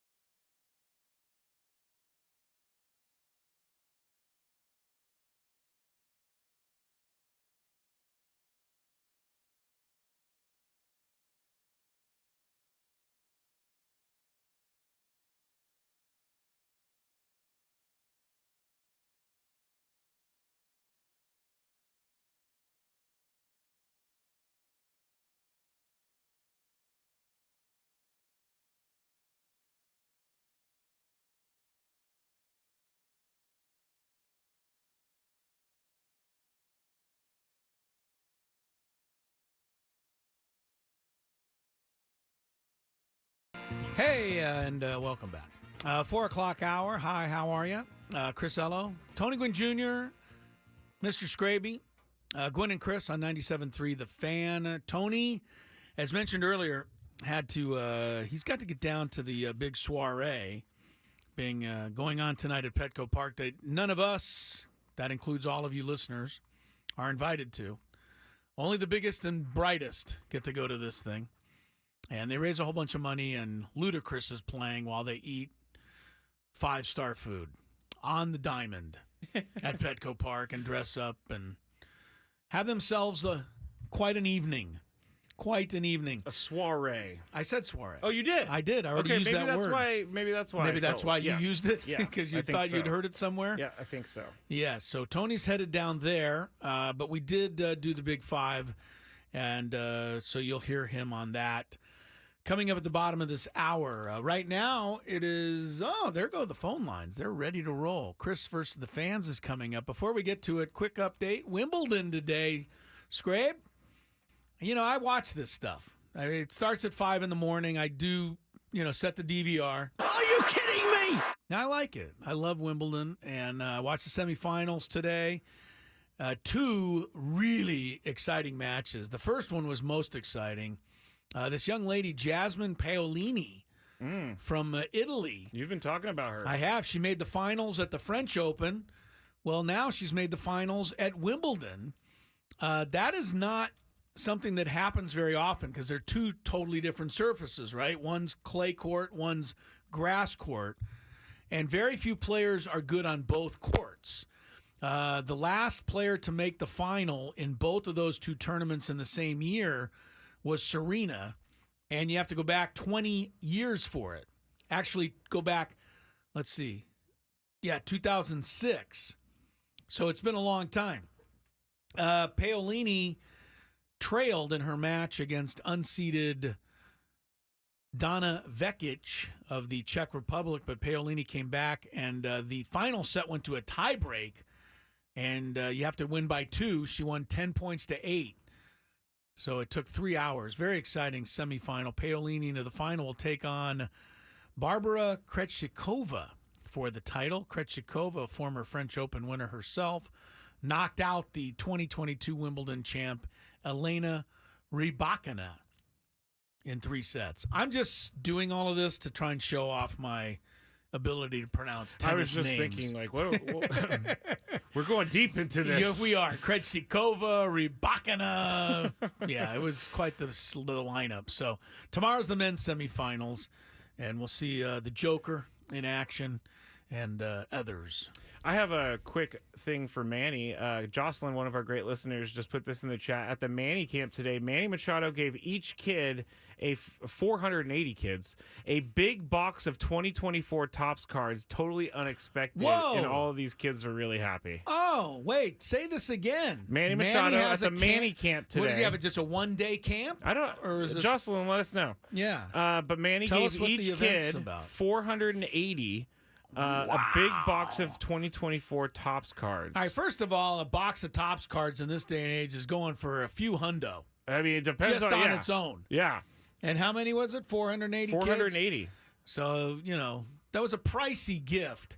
But beyond being a pricey gift, if I was a kid and you just gave me a box of unopened baseball cards. From Manny Machado? Sweet. What a great gift. I can't stand How these nice people is that say that? Manny's a selfish person because he's not selfish. Manny does so much stuff that he doesn't ever publicize. He does some selfish things, but that doesn't mean you're a selfish person. What do you mean? I don't know. Okay. Honestly, I don't know why I said that. Because he is Manny Machado. Yeah. Come on. It is one day, Jocelyn says. And apparently, a one-day camp, and these kids, 500 kids show up, and he guides them all a box of baseball cards. Woods' awesome. kid was at the camp. That's why he was not at the round table. So there you go. Awesome. Well, that then, cool. Since Woods was not at the round table, Woods' kid has to bring the box of cards to us. So you can go through them? I'll tell you one thing. I'm 100 years old, but if you gave me a box of unopened Topps trading cards right now, I'd probably go home and open them all. and just enjoy it. I can't even imagine the sorting, like for you as a guy who is very neat and tidy. The sorting that you must do. Here's my sorting process for baseball cards. Oh no, it's by team. Okay, that's not so bad. But I don't put a pile of 30 different piles all over the place. You'll laugh. This is where we're going. This is where we're going. I put the teams in their divisions on the floor, and so the Dodger pile is next to the Padre pile, next to the Giant order of pile. ranking or of standing. No. Okay. But I will put all the NL West teams in one row, NL Central in another row. That's funny. That's what I do when I sort really cards. Funny. But it's been a long time since I've been through a box of baseball cards. I would love to do that. As a matter of fact, I might just have to go out and buy a box just to have the fun of doing it. Remember during COVID, I brought in all those cards that I found, and we would play games like I would read off stuff on the baseball card, and you would try to guess them. It wasn't that fun of a game. We were desperate to do anything. Yeah, during that exactly. time. But it was fun going through the cards. I never was a card guy as a kid. You I was weren't. more of You a weren't into football card guy. I think a pack of baseball cards, opening that up, was about one of the funnest things you could do for the longest time in my life. And I'm not saying that you're old, but when you were doing it as a kid, no, they were a quarter, was. and it was only a quarter, a dime, even. So it was affordable. Yeah. If I went out and bought a box of Topps new trading cards right now, somebody chat, how much would that be? I didn't even know. Let's see. It'd be a lot more than I'd be really wanting to spend just to get a Gavin Lux card or something. You don't want to. You know what I mean? It says I just typed in Topps 2024 box of trading cards. One retail value box, $24.99. No. That's what it says. I don't think on so. Amazon. All right, how many packs are in there? 7 packs. Oh no, I need I'm thinking 7 packs, 12 cards per pack. That's a lot of cards. That's not enough. That's 84 cards. Okay, I'll be straight with you. When I did Topps boxes of cards, you got 24 packs with 10 or 15 cards in each pack. Okay, so this one is a 2024 Topps Series 1 baseball retail display, 20 packs per box, $67. All right, I'll think about it. I mean, Chris, I can tell you right now, I'm looking at this box. I think that'd be a funny present to get me for, done. Next time. Done. There's a present given. Done. A box of baseball East County cards. Chris says, when I got the Upper Deck Griffey rookie, I unpacked at the card shop when I was a kid. It was the highlight of my life. Wow. That's not. And I'm not even going to make. Too. Yeah, I'm not going to make fun of that. I can see that because it's just there's something about wanting a certain card and it pops into view. There's something about that moment. You can get qualified right now for a trip to the Rio Las Vegas, including a 2-night stay, dinner for 2, and the day bed at the Rio Pool. The Rio Las Vegas is back, baby. New ownership, newly remodeled rooms, 4 sparkling new pools, and a brand new food hall all ready for you now and your next Vegas escape. Beyond the expected, beyond the strip, beyond the wildest dreams, Rio Las Vegas, the rhythm of Vegas. You can book now at RioLasVegas.com. Let's play. If you had one shot, one opportunity to take down the human almanac himself, howdy do. Now is your time. Listen to me, this guy is dangerous. Now is your opportunity to win a prize. Well, I hope you know what you're in for. Chris versus the Fans starts now on 97.3 The Fan. All right, before we get into this, Chris, I received a DM from our guy Gonzo today. Yes. And our guy Gonzo won the Vegas prize for June. All right. So congratulations, Gonzo. Very good. That is awesome. You are on your way to Vegas. He actually sent me the DM saying, is this real? Because it does seem kind of crazy that you just get a free trip. But yes, it is real. So good for you, Gonzo. And I think Gonzo only played once. And he was able to win. I would like to say one last thing on the baseball cards. Yes. Here's the 1975 Topps complete set in mint condition, which at one point in my life I would have definitely owned 10 times over. Okay. Right? When I was a kid, I must have had every one of these cards 10 times over. The complete set, mint condition, on sale right now, eBay. $11,000. Oh, my gosh. What was I thinking? Oh, my gosh. I mean, I had it 5 times over, Scraby. I could be selling this and paying your salary. Oh, my gosh. Yeah. Paying my salary? Yeah. Well, no, you're going to have money left over if you're paying my salary then. $11,000 is too much. Yeah, I messed that up. Yeah. I'm not saying that cards are bad. I just do not get You don't get it. I don't get it. Right. There's certain things it. that, you just don't get that. A lot of people don't get that you wouldn't get it. Yeah. So. All right, here we go. All right, yes. Give the rules. I forgot we were playing a game here. You have to make it through 3 questions. Each question is going to get more difficult. If you get the question right, you move on. If you get it wrong and Chris gets it right, you're eliminated. But if Chris gets it wrong, then you move on to the next question or you win.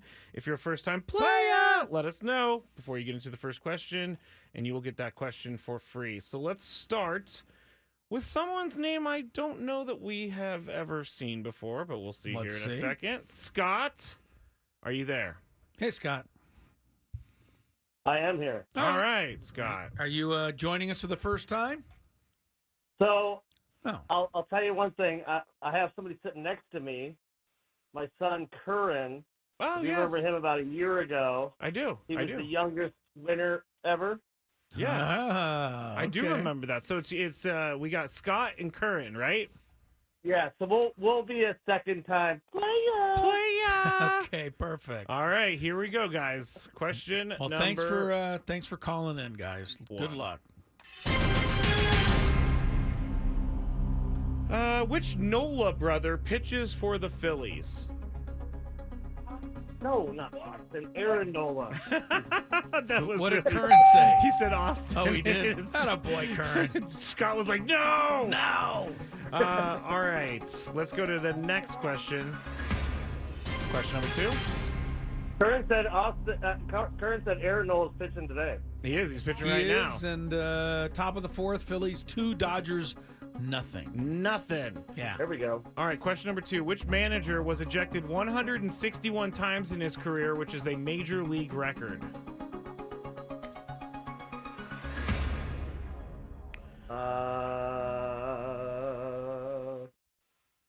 Curran's not going to know, so I will go with Lou Piniella. Lou Piniella. Pretty good guess. Yeah, he got fiery. He got some memorable ejections for sure.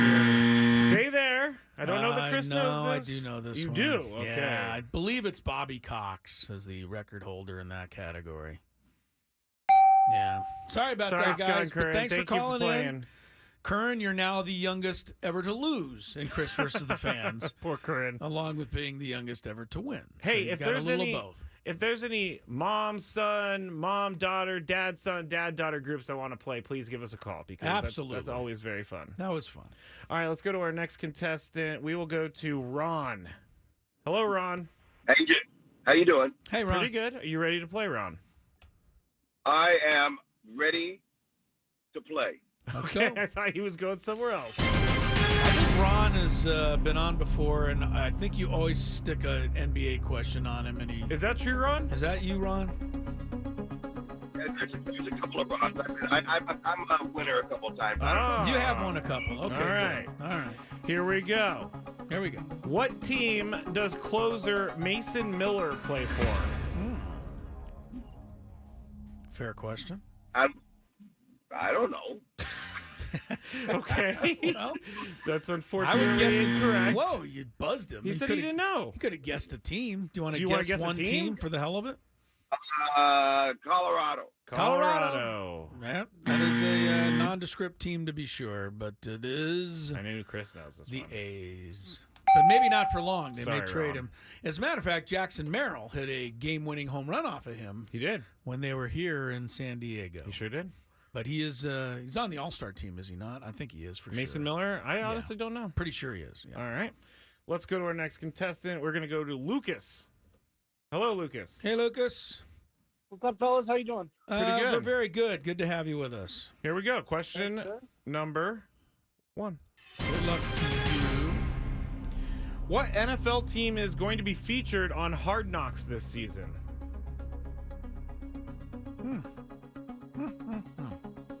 I believe it was the Chiefs. The Chiefs. Let's go on with the Chiefs on this one.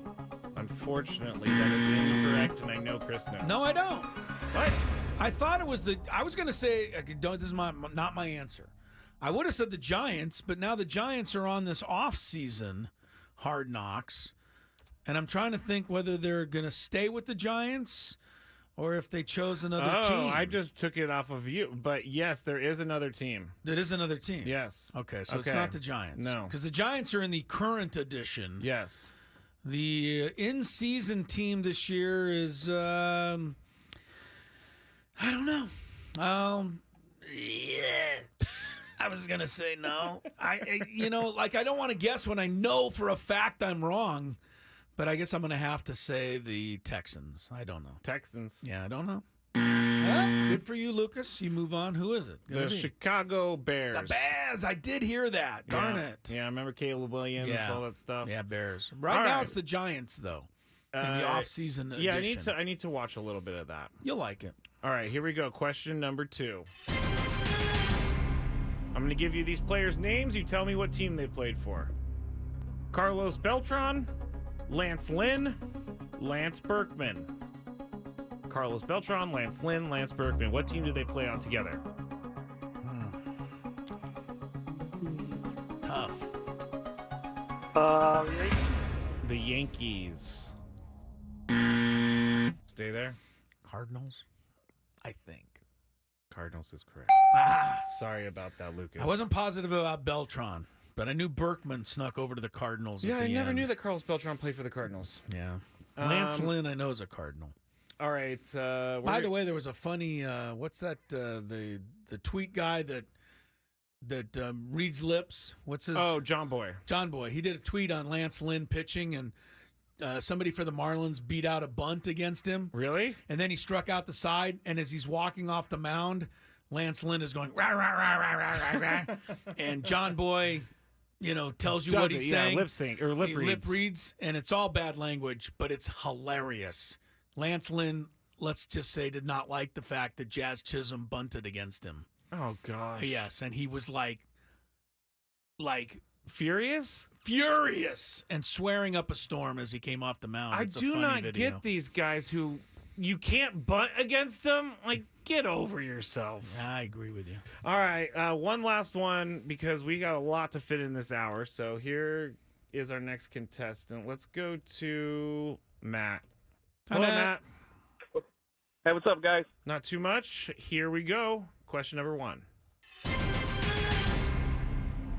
What NBA team had the first overall pick in this year's draft? This year? This year. God. This year? Ooh, boy. Wasn't the Pistons. I'm going to go with Washington. Washington. Yeah. Sorry, Matt. Chris, do you know? Hawks. Oh, my gosh. Yeah, because Adam Klug was not pleased. Sorry, Matt. And then again, when is Adam Klug pleased? He loves his Atlanta sports. He doesn't love his Hawks. He doesn't. No, you're right about that. All right. Let's see. I'm going to go Jaylen Brown because I just looked up at ESPN. His name As your random player. Random player, okay. We're going to do a tiebreaker, so I got him up. Let's go to, give me a number, Chris. Yeah, roll the die. Number 1. Number 1 Terry is Terry. Up there. Terry, Terry, you're up. Do you know how to play the tiebreaker? Terry. Hello. All right, Terry's not there. Let me roll again. Quickly. 2. We're going in order, apparently. Miguel. Hello, Miguel. Are you there? Hi, Miguel. How's it going? Very good. Have you ever heard the tiebreaker before?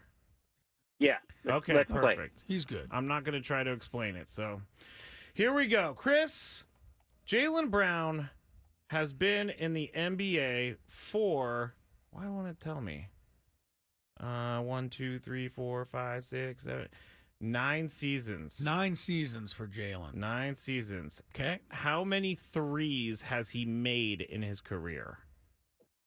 What's a lot of 3? Okay, 80 games, 2.5 per game. That's 200 a year. 9 seasons, 1,500. Wait, 1, 2, 3. I'm saying 1,500 regardless. 7, 8. 1,500. Okay. Miguel, is the actual answer higher or lower? Lower. Do I know numbers today, Chris? I You are correct, Miguel. Nice job. I love when people are Very excited. good, Miguel. He's made 1,028 threes. Oh, So wow. not He's quite, too bad. quite a far but short of 1,500, as it turns out. So Very there good. you go. All right. We'll take a break. We got to Stay check right some there. I'll come traffic. get you, Yeah, Miguel. hang on there, Miguel. You're the winner today. Hopefully, you'll eventually be going to Las Vegas. Right now, we are going to a quick timeout. From the 90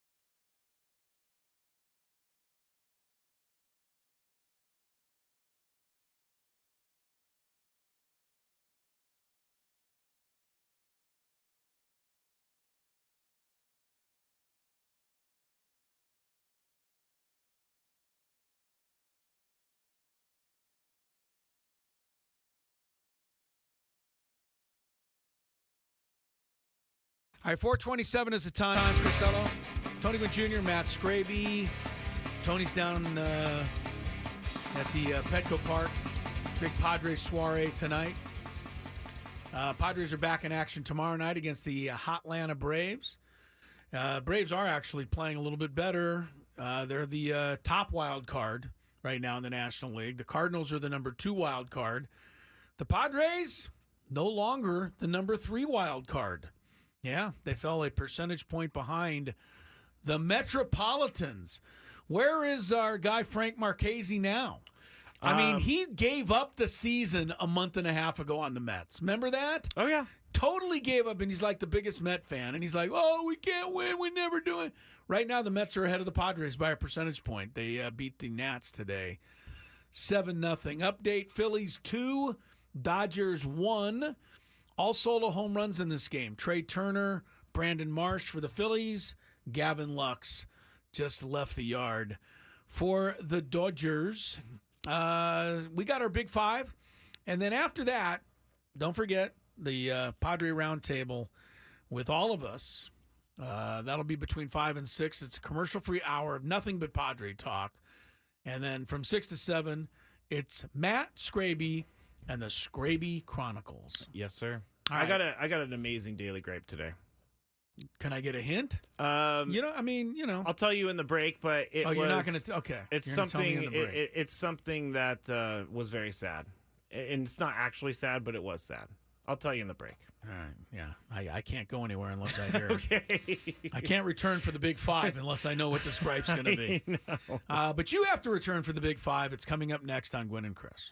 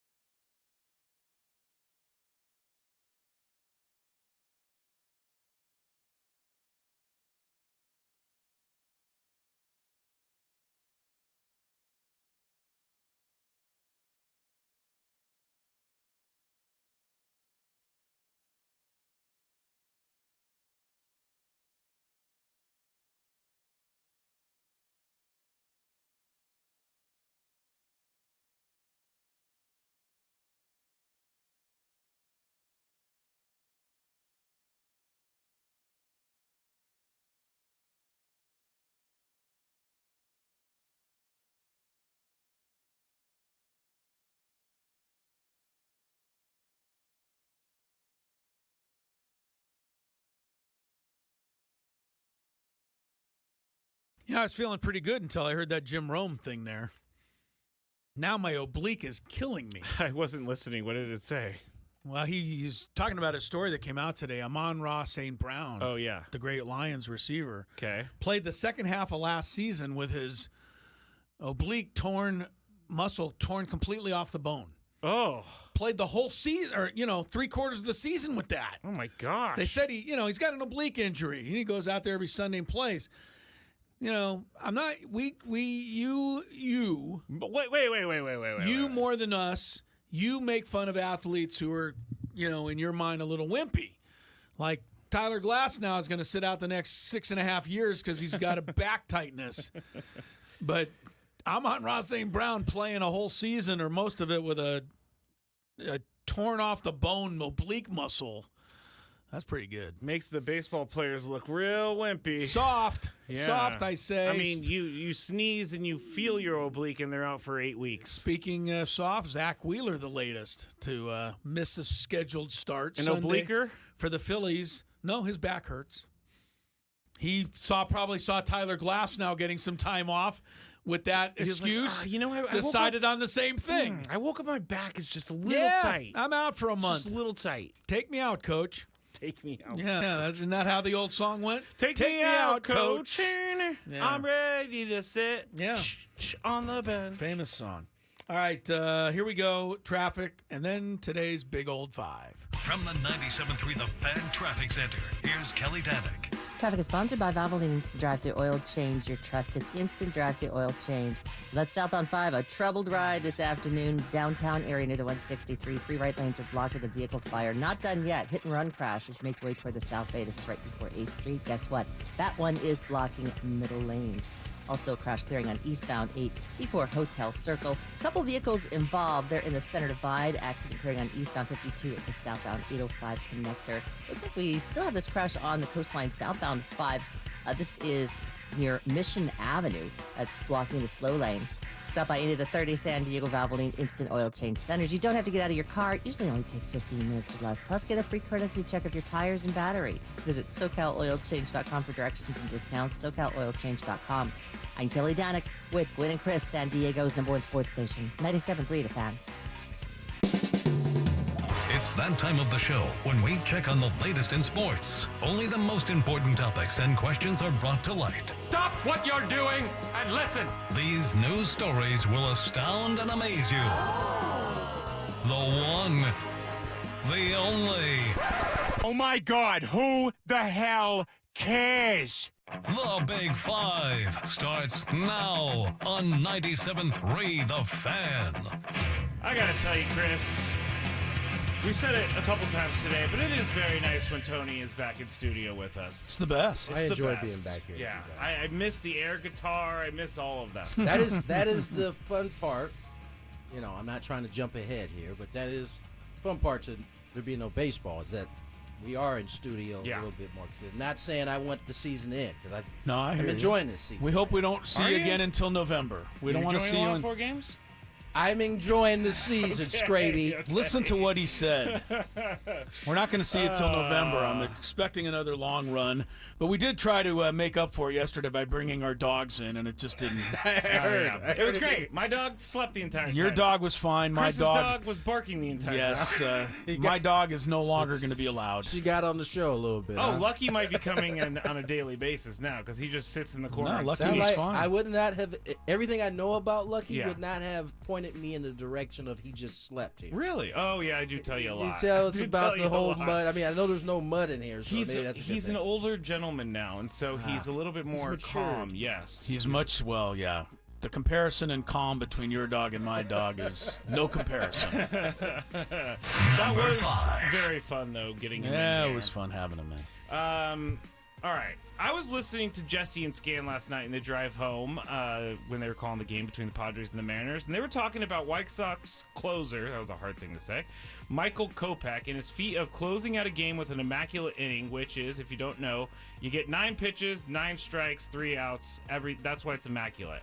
That was the 113th immaculate inning of all time, and Jesse brought up that there have been 323 no-hitters in baseball history, so those numbers show the immaculate inning is much more difficult to accomplish than the no-hitter. Tony, why do you think this is more rare than a no-hitter? I mean, there's a specific circumstance that has to take place. I mean, think about that. 9 pitches, 9 strikes, 9 punch-outs. Yeah. I mean, when you think of it in that terms, right? I mean, a foul ball could just change that. You could go 0-2, guy can foul a pitch off. That's the end of it. A bad umpire call. It takes some luck, you know. I think It would never happen under Angel Hernandez's watch. Right. The umpire still can't get right. The umpire behind you may call the first pitch of the game right down the middle ball. You never even know if you get a chance to get an immaculate. And I just think there's so many things that have to go your way from that standpoint.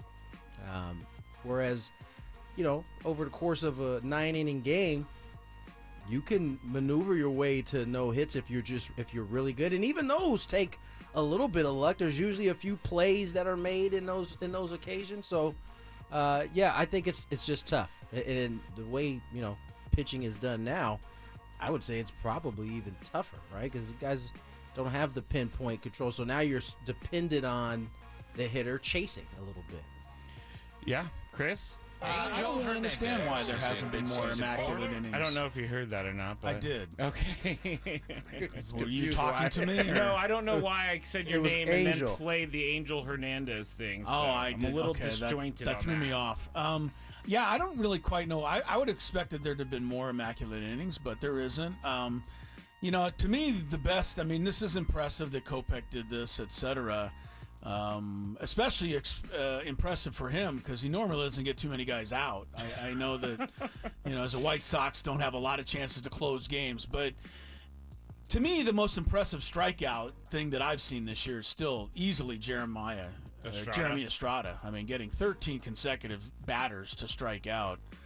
I mean, you talk about just somebody, you know, squibbing one in front of the plate over the course of 4 games. So it's impressive. I mean, he had consecutive strikeouts, but if I'm not mistaken, those weren't 1, 2, 3 innings in each of those. For Jeremiah? For Jeremiah. No, I think the 3 of them were 1, 2, 3 innings, and the other were parts of innings, if I'm not mistaken. Yeah. But no, he never had an immaculate. Yeah, that's what I'm saying. Oh, yeah. And that's, you know, I think that speaks to why it's so difficult. I mean, he comes in for 2/3 of an inning, he strikes those 2 guys out, and he continues to do it, but, you know, it's not an immaculate inning. It just got to line up. This is a very interesting conversation they had yesterday. Number 4. I appreciated it.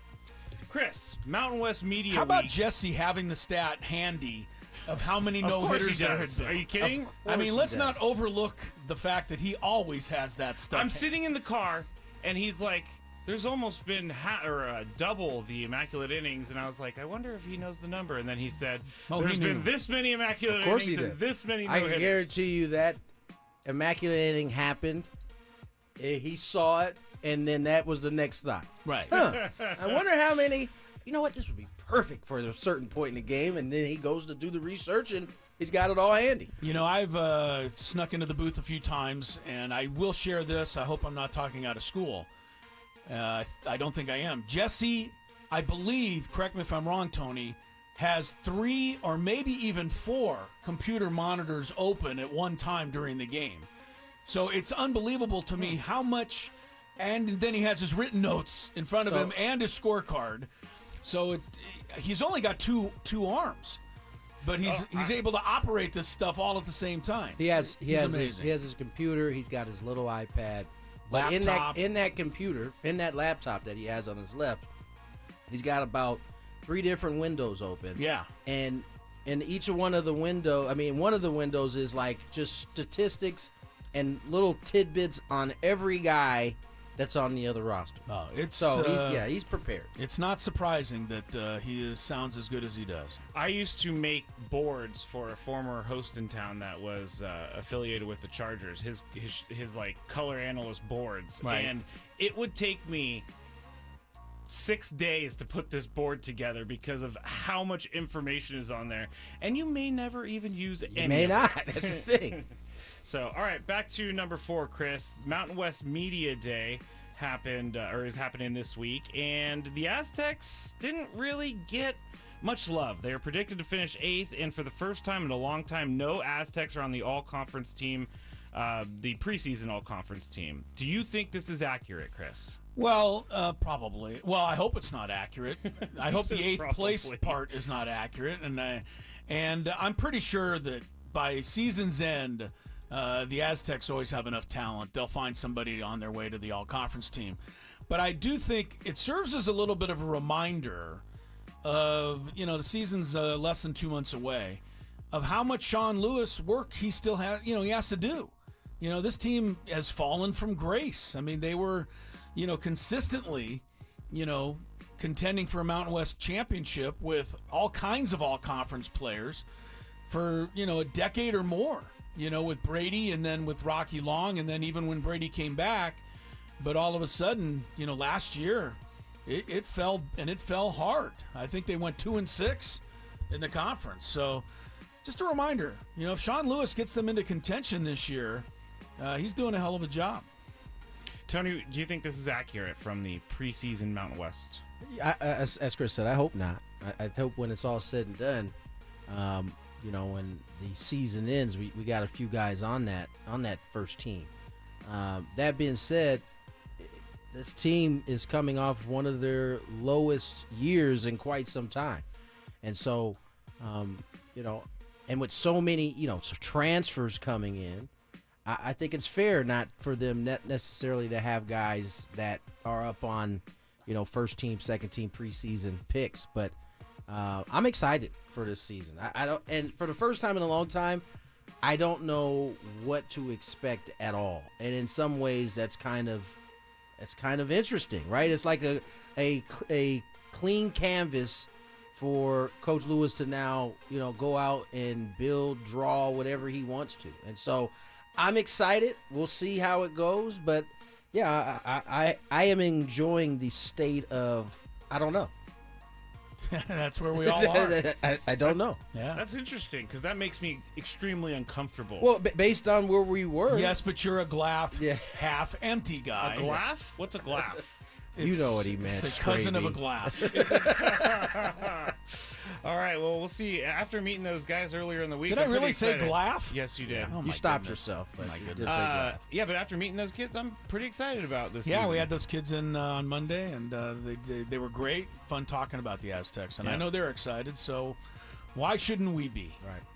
Number 3. Speaking of media days, during Big 12 media days, Mike Gundy, the head coach of Oklahoma State, addressed why he opted not to punish star running back Ollie Gordon II, who had been arrested for driving under the influence. Gundy explained he figured that Gordon had drank 2 to 4 beers, but here's the full thing, and people are kind of questioning this. Let me hear it first. So I looked it up on my phone. What would be the legal limit? Like in Oklahoma is 0.08, and Ollie was 0.1. So I looked it up, and it was based on body weight. Not to get into the legal side of it, but I thought really 2 or 3 beers or 4. I'm not justifying what Ollie did. I'm telling you what decision I made. Well, I thought I've probably done that 1,000 times in my life, and I, it's just fine. So I got lucky. People get lucky. Ollie made a decision that he wished he could have done better. But when I talked to Ollie, I told him, I said, "You're lucky you got out light." So that's what he said, and people are like, what? You just condoned drinking and driving. He did make a statement later on X saying, my intended point today at Big 12 Media Day was that we are all guilty of making bad decisions. It was not a reference to something specific. So, as you can tell, this is a lot. But, Tony, did he make a mistake by saying this? His point that he was saying he deserved another chance, right? But he was very poor in how he delivered that message. I've drank 4 beers and driven home before. That is, and I just got lucky. I was driving drunk and I just got lucky. I'll take you for your word that that's not what your intention was. Yeah. But that's certainly how it sounded when you were, you looked up, okay, it's .08, he was 1. So how many more beers is that than the legal limit? He only drank a couple of beers too many. Right. And so, in the day, at least in Gundy's time of, well, he probably still having 4 beers and driving to this day. But just to take it back when he was a young man, they didn't have services like Uber very easily to have you to take you someplace, right? Yeah. So I think ultimately his delivery was extremely poor, and considering that he is a leader of young men, I would expect a little bit more. But this is also the same individual that gave us the spectacular rant of "I'm 40, I'm a man. I'm 40." So I mean, Chris, do you know what we're talking about? He gave me this look like he had no idea what the "I'm a man, he I'm 40." definitely knows what we're talking about. Yeah, I'm just trying to figure out. Oh, okay. I'm trying to figure out how old he is now and why he doesn't know better than to say the absolutely stupid remarks that he said. I mean, this has got to go down as one of the dumbest things I've ever heard a leader of young men ever say. You're speaking to a largely college audience, and you're telling them it's quite all right. We all do it. Go out and have 3 or 4 beers and drive. You might get lucky like me. Lucky like I did. I cannot believe this guy honestly said this.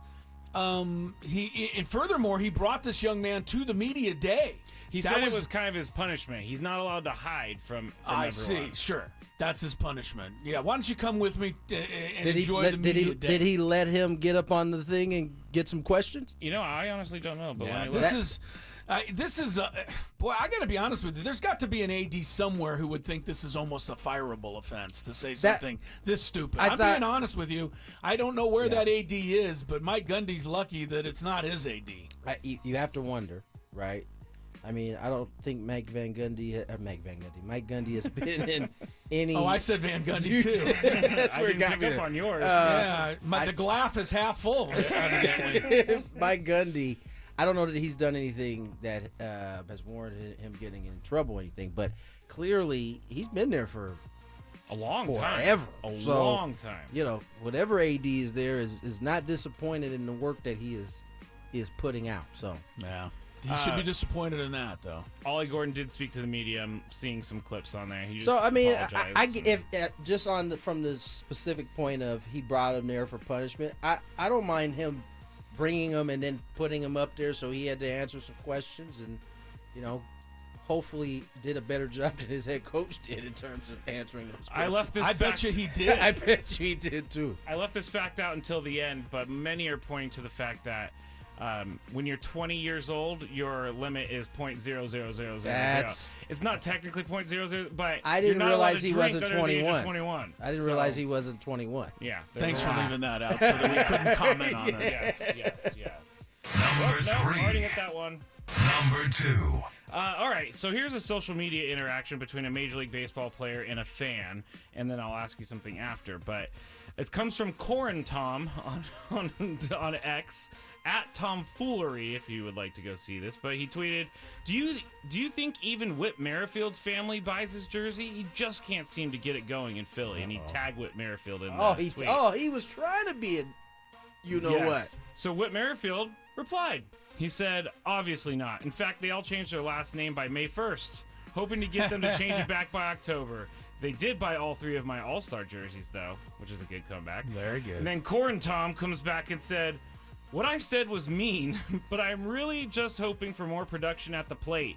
Defense is solid. Go Phillies," which is a back track. That's one of my favorites right there. Oh, he replied to me? Now I'm going to be nice. Well, you feel you this is where the human side kicks in, and you're like, oh, I didn't know that he was actually going to see this. Really? He reads this stuff? Now I feel like a you-know-what. Yeah, and Whit Merrifield did reply again, but it was more of like a, "Hey, I don't want to make outs. I'm trying out here. We're all trying, blah, blah, blah." Good for Whit. You are a great individual for even giving this guy or gal the time of day. Tomfoolery. Well, I think he did it because he wanted to get the All-Star jersey line in, which was really good. So the question is, because I came across this from someone posted this whole conversation and said it's incredibly ignorant that a fan tags an athlete in a nasty tweet. Being critical is one thing, but tagging them in it is evil. So, Chris, is tagging an athlete in a mean tweet evil? Evil? No, I don't think so in this day and age. But I understand. That's a low bar. Right. I think that, athletes have a right to be tagged and to find out what people are saying about them if they so choose to. I do think the majority of these guys, do they look at all this? Do they all look at it? I think they all look at it. I mean, we Most see of it. them do. Look, we see it when we get tagged, on the radio station for saying something that somebody doesn't like, and you feel some type of way. It's best not to. Yeah, mostly me. I get it. I pointed, but it's. I got one a couple weeks ago. It's really. Once in a while, I never try to engage because it just seems to make things worse. I think in this case, Whit Merrifield had a pretty good comeback, and I think it was fair. But I mean, it's also Philadelphia fans, right? I mean, they're pretty intense. So. They are. What do you think, Tony? I think it's evil. Athlete? I think it's evil. I agree. You're It's going. evil, huh? Here's a chance where Twitter is set up to where you can talk behind somebody's back. Yeah. Oh yeah. And it's perfectly fine. They probably will never see it. They have to search their own name. But which for they're you not to doing. then turn around and tag them in it means you want them to see it. Mm-hmm. But if you are going to be that person that tags somebody, stand on it. Stand on it. Don't do the backtracking. Don't do don't do the moonwalk. Stand on it. If you send a tweet out that says, "I wonder if Whit Merrifield's family buys his jersey," really aggressive, and he replies back, don't turn into, "Oh, that was really mean of me." Stand on it. Stand on what you said. I had it happen to me a couple weeks ago, and I'm positive the person didn't think I was going to reply or see it. Happened to be doing the TV game the series before. I think it was against Milwaukee, and somebody had said they enjoyed me being on there, and he left the what was it? The GIF of it, kind of like. Oh yeah. And I just said, hey, and I did my Whit Merrifield. I said, you can always tune in to 97.3 The Fan. We got two terrific broadcasters over there. And Jesse Agler and Bob Scanlon. Nice job. Very good. That is a way to handle it. And he also that's one way to handle it. Back. The other way to handle it is what the old Giant shortstop Johnny LeMaster did back in the day before. Oh yeah, Johnny LeMaster. Do you remember Johnny LeMaster? No, I don't. Really? No, I just love how we always have to go back to some obscure player from the 70s. Well, I have to go back to it because that's the guy who was part of the story Johnny here. LeMaster. You know Johnny LeMaster? No, I don't know Johnny LeMaster. Johnny LeMaster, the Giant fans used to call him Johnny the Disaster. He only hit about 190. He was really a Punch and Judy player, but he got booed so often at Candlestick Park back in the day that he just went out one night with a jersey instead of LeMaster. It said boo. That's pretty good. So it was a good story. That's why I had to go back. I'm sorry. You pass. You pass. Thank you. I didn't do a good job last week because someone was tweeting me about how I was terrible on the air, and I decided to quote tweet him and all this other stuff, which only strengthened his opinion to all the people who replied. I was like, wow, usually this is like the Whit Merrifield thing. They go, hey, I'm so, This is called standing on business. Yeah. Right? He stood on He business. did. On Friday, the show was called It's the Glorified Padres Homer and Doesn't Know Anything About Baseball show. That was you being, that was you doing your Joker, your Djokovic impression there. Petty Scraby. And then halfway through the weekend, I was like, I really need to get over this dude. Like, he has gotten in my head. Yeah, he's still in it. Sounds like it. No, he's not in it anymore, but right. he definitely was. He's in Number one. All right, so at the Minnesota State Fair, our fair just left, thankfully, so I don't have to deal with that traffic anymore. But Darren Ravel tweeted this out. He said, new at the Minnesota State Fair, deep fried ranch dressing. Here is the picture, everyone, of deep fried ranch dressing. I would eat this. Is there any cheese in there or anything? It just looks dressing. like ranch. That's disgusting. I think Tony is up first here. I think I've already heard what he wants. He's not going to even try one. Are you, no. Chris? You going to try one of these? You need to crack one of those things open and all that spill out. Warm ranch. Chris is. I thought you were going to ask me what the most disgusting thing I could think of that somebody could deep fry. No, you can deep fry anything. I guess How do you you could. even get that to stay in there? I don't know, but they have deep fried Kool-Aid at the fair. They have stuff like that. Kool-Aid's supposed to be cold. Nah. I remember deep fried butter coming to the fair. Yeah, that's many pretty years ago. crazy. That's pretty crazy. I don't know. Are you going to eat this, though? I'm not, but a lot of people do. That's why they keep making this stuff. I'm taking in. We have the. Do we not have the most unhealthy country in the world? Without a doubt. We have to. Without a doubt. There's no way at a state fair in or a city We're fair in frying Paris ranch. they're making deep fried ranch We're dressing. frying ranch and butter. And people are eating it. Yeah, that's true. People, get healthy out there, please. Go do SD fat loss. You won't be eating deep fried ranch balls ever. Again. Don't save that clip. Oh, man. All right. That's it for the Big Five. And that's it for the show, guys. We have the roundtable replay coming up next. And then tomorrow we have It's a relatively mild Padres and Braves. Mild roundtable. No fights, no arguments.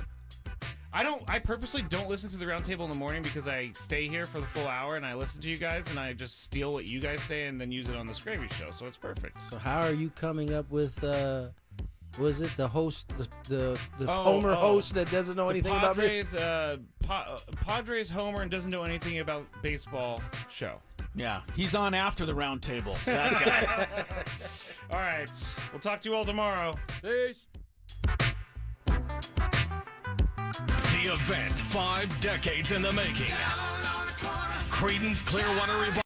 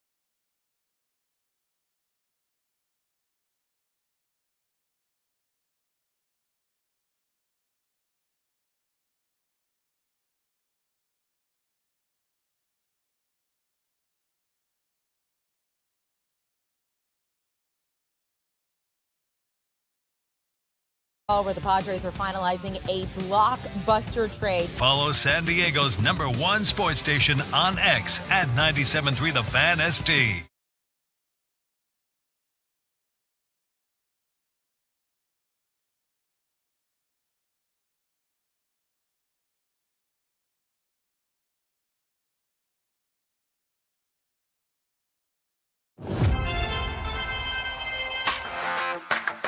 It's that time, Friar Faithful. Time to discuss everything going on with the Padres. We've gathered the entire 97.3 The Fan crew together to bring you the most in-depth discussion on the Friars in our weekly Padres Roundtable, presented by San Diego Roundtable Pizza. Here's your host, Ben Higgins. Yes, the roundtable.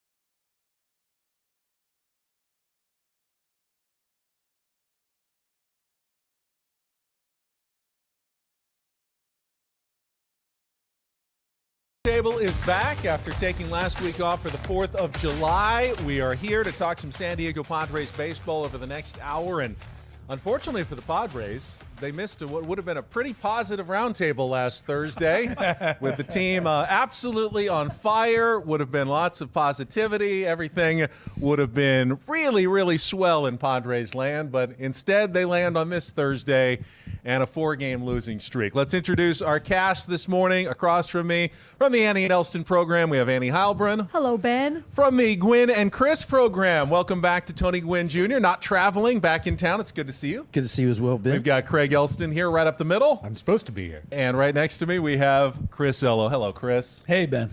All right, so apologies to manager Mike Schill, but it is now unavoidable. Maybe a month into the season, it was too early to call this a roller coaster ride, but over the last month and a half or so, you've probably seen the streaks. 5-1, followed by 0-5, 5-1, 0-5, 12-3, and now 0-4. There's no other phrase to describe this season now other than a bit of a roller coaster for the San Diego Padres. So my first question, and Chris, why don't we start with you? If they truly are a middle-of-the-road, 2 games above 500 team where they have landed at this point, why do they play so well in these stretches? Why can't they sustain it? Well, I think right now they can't sustain it because they don't have a full team. I mean, I think we've been talking about it for a couple of weeks. Even when they went 12-3, I think they were playing a little above their head right there with, when you're missing your number 1 and number 2 starting pitchers coming into the season, I think it's difficult to maintain a high level of baseball. And I think that's fair to say for almost any team in Major League Baseball. You might be able to take one starter out and keep rolling, but taking 2, I mean, even the Dodgers right now with all their pitchers out are coming back to the pack a little bit. So I think that's the biggest reason why they can't maintain it. I think the other reason is that this is what this team is. I've hoped that 25 times is the limit for them being at 500. I hope they never get back down to 500. But this isn't surprising to me that they've run into a little bit of a slow streak here after playing so well. And, that 12 out of 15 included, 3 or 4 really, really exciting, I don't want to say miraculous wins, but, those kinds of wins where you just get a little momentum and they played it up. I think I agree with you for the most part, Chris. But, Craig, you also have to acknowledge that over the last month and a half, when the injuries have been at their highest, the Padres have played their best. So that it also doesn't completely hold true that the injuries are the reason that they have struggled at times as well. Well, that's very fair, but that's also the nature of baseball, right? Where weird stuff happens all the time. And I mean, if you really look back at that stretch, it was powered a lot by Kyle Higashioka homers, by Manny Machado home runs, by Jurickson Profar, by Jackson Merrill. Like 4 guys really stepped up and put runs on the board for the Padres. But Chris is right. The structural issues for the team remains. I mean, to be very honest, I remember during the 0-5 that preceded the 12-3, we were looking at this team as, this could be where it bottoms out for a little while. This is where it could get really bad. And then they go on this crazy run. You go, okay, well, no, we're never looking back. Well, here we are, getting dragged back toward 500. And when you look around, you start to go, wow, you could really use Fernando Tatis right now in right field, and you could really use some guys in your rotation. Tony, you seem to be the most immune to the roller coaster ride as a former player who has had to live through it more times than anyone. Do you see anything in specifically that has caused more ups and downs this season than maybe we normally get? I like to look at teams as kind of, if it's done right, getting better as the season goes along.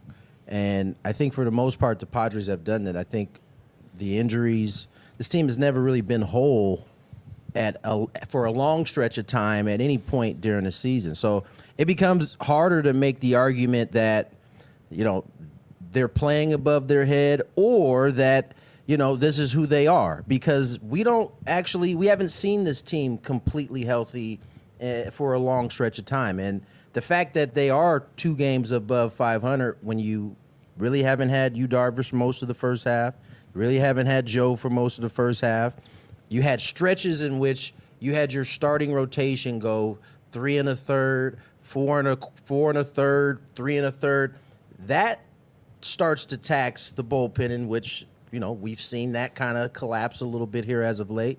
But I just think it's hard to make the argument right now that we know who this team is because we haven't seen them completely whole. I'm encouraged by the fact that they are where they are right now because they haven't been whole all season. That's a good point. The roller coaster is not necessarily a bad thing, Annie. As Tony points out, they're kind of where we hoped they would be here at the break. Any thoughts, though, just on the up and down nature of especially these last couple of months? Yeah, I think that the inconsistency to start the season was pretty prevalent. Then they got on that 12-3 stretch, which was a little bit kind of overperforming. I think if you talk to some people at Petco Park even, they were like, man, I can't believe what we've been able to do with so many people missing. But at the same time, it showed a lot of their character and their identity and their resilience and their ability to stay in the game. And they're still right there. I mean, they're right in the thick of the wild card race still. They're right in the thick of the standings. I think partly, too, it's a little bit of baseball, right? Like, you're not going to sustain either, hopefully, a losing streak for too long, or a winning streak probably is difficult, too. I mean, you look at the Yankees losing 17 of their last 23 recently after the stretch that they got off to start with in the season, but they had built such a buffer that it hasn't really hit them. The Padres, to their credit, built a little bit of a buffer during that 12-3 stretch where they're not taking such a hit right now, where they're below 500 at least. I think the other thing that we have to take into account is that those guys who are filling in right now are in the roles they're in because they can't do, what a guy like Toddy does or whoever it is that they're replacing. And that's why you'll see these boosts where it's 12-3 and then they hit a lull, and that's kind of baseball, but that's also because you're still missing your big guys that would normally be in those spots. We had an interesting, our weekly segment with Eno Saris from The Athletic, and he made what is such a simple point, but I think it's worth repeating, and that is, when a team finally is playing good enough where you're talking about how well they're playing, they're almost certainly near the end of that run because everything is always going to change. And conversely, when they start playing bad enough that you go, oh yeah, they've lost 5 in a row, 6 out of 7, it's probably near the end of that as well. So you're always going to feel a bit of that roller coaster during the season because you don't notice it until you've kind of gotten near the end of those stretches anyway. It's our 97.3 The Fan Padres Roundtable presented by San Diego Roundtable Pizza. Now, one thing the Padres absolutely do have is top performers, and illustrated by 5 selections to the All-Star game coming up next week. And I did a little math here. They are one of 6 teams in baseball with at least 4 All-Star selections. The other 5, though, are a combined 98 games above 500. That would be the Phillies, the Orioles, the Dodgers, the Guardians, and the Royals. Padres are just 2 games above 500. So let me start with Annie this way and work the other way around. What are the Padres missing that those other teams that also have all these all-star performers have, that have them an average of around 20 games above 500 as opposed to just 2 games above 500? More consistency. Look, they've got injuries all over those teams too as well. Yes, so, they do. I was going to say like a starting rotation that maybe can be more consistent and go deeper and not tax the bullpen so much. I'm going to have to lob this one over to Tony. I don't know, because that is the kind of the conundrum there, right? Like, these other teams are also dealing with big injuries to superstars. But the Padres, it may have gotten them in a stretch where they're playing more games than any other team to start the season against pretty hard teams. Maybe it kind of caught them in a little bit of a whirlwind there to start the season, in the sense of just not being able to kind of get too much of a head start over 500. Yeah, Tony, you had the optimistic view that, it's pretty good that they are where they are considering what they've dealt with. But at the same time, you can't necessarily count on 5 more all-star performances in the next couple of months, and you didn't take advantage completely of those all-star performances you got in the first half of the season. Well, that's partly because you were injured. You didn't have, your number 1 and number 2 starters to really help you take advantage of some of those years. And I think, in the Dodgers case, because they're one of the teams that are on the high side of the wins-losses, they were healthy to start the season. It's in terms of their big guys. And those big guys got off to blazing starts. And then they got injured after, as Annie put it, They had a buffer. They had a nice buffer at that point. And the Orioles been pretty healthy all season. Philly, just like the Dodgers, they're now starting to take some of that attrition of the season. But, I think for the Padres, they haven't been able to really take advantage. And I think it's partly because they didn't start off the season well, because let's be honest about it. They were very inconsistent in the months of, the early part of March or late part of March, all of April. It didn't start really kicking in gear until about middle May is where they started to kind of play better baseball. But on top of that, they had the injury, so it made it hard for them to take advantage of those years you're talking about. Craig, we keep hearing the word inconsistency, which is, I think, fair. But let's dig a little bit deeper. Like, okay, other than injuries, because, they had some healthy stretches as well, what are some of the causes of the inconsistency? Would you point more to the bullpen? Is it the back end of the starting rotation? Is it just a combination of all of those factors? Well, the simple answer to the question you asked is pitching. Like, what is the difference between our team with 5 All-Stars and these other teams with 5 All-Stars? The difference is pitching. They pitch better than we do. So that's I don't have to go any deeper. I can give you that. And I think it answers the question. With that said, where did it break down? It started with Joe Musgrove pitching and pitching very poorly while he was in the rotation, and then he got hurt. And then he came back, tried to come back, pitched a little better, and then he's hurt, and he's been out ever since. You've gotten incredible performances from 3 guys in your bullpen, in Suarez, in Estrada, in Morejon. You've gotten deeply, deeply inconsistent to bad performances from the rest of your bullpen, all of them who've been good at some stretch of the season, but all of whom have been bad at some stretch of the season. So that's where the inconsistency is. I'll go back to something we said March 28th, and I'll say the end of September, this team will go as far as its starting pitching takes it. Where it's taken it now is 2 games over 500. Chris, your thoughts on the lack of taking advantage of the all-star performances? It's funny. When you come to me last, I sit here the entire time, and I root for none of them to say what I was going to say, so that I don't have to come up with something different. And they didn't. So luckily, here's my thing. You talk, these all-star performances have all come from guys that none of us expected to be all-stars, except for Fernando Tatis Jr. And so the flip side of that is that the guys we expected to be superstars really weren't for a long stretch of the season. And, Bogarts hasn't been there at all. Manny has only recently been hot. He was really, really down for the first 2.5, 3 months of the season. Darvish and Musgrove, even when they were there, did not pitch well. Campusano's not even on, getting playing time anymore. Jake, I think after a really good start, has leveled out. My thing is that while we've gotten those 5 all-star performances, we haven't gotten the normal performance from the all-stars. That would be my answer. And I'm going to just throw in, and Anna, you can comment as well, that, and this is not, I don't want anyone to read this as Ben just being negative or trashing the all-stars, but the Padres got 3 all-stars in a National League outfield that was extremely down this year. And they are all deserving, absolutely. Based on the rules of the All-Star game, all 3 of those guys should be there and deserve to be there. But no one's putting up the Shohei Ohtani, Aaron Judge type numbers for the San Diego Padres, even the All-Stars. Jurickson Profar, really great first half. Tatis, really good first half, but we know he's got more in him. And Jackson Merrill, stunningly good for a rookie, but still, none of them have completely dominated the game the way the true superstar level players can, the way Manny can when he takes over a game, and the way, of course, Tatis can and we haven't seen it much other than a little bit from Manny over the last kind of month or so. This kind of takes me to what I was about to comment on. As good as this offense, or as hot as this offense has gotten, and the numbers speak to that, right? And where they rank in the majors and everything. There were plenty of games this year too, and we saw one even yesterday, although it was a good pitching performance, where the starters put up and gone deep 6-7 innings, and the offense hasn't come through. So, we call those the wasted starting pitching performances, right? I feel like they've had their fair share of those also that kind of dragged them down early in the season. And I guess that kind of speaks to your superstar numbers as well. Well, and just to button on your point, Juan Soto was traded from the National League to the American League. Bryce Harper moved from the outfield to the infield, and Mookie Betts moved from the outfield to the infield. That would be the starting outfield for the National League if they were still there. Correct. So there's a little bit of mirage there. I mean, none of those play that wasn't the case. I though. know. Like- I know. I'm not saying they don't deserve to be there, Tony. I'm just saying that if you were having a good season this year in the outfield, this would be a good season to make the All-Star game. Fair enough. I mean, first, no one's having years of Judge and Ohtani.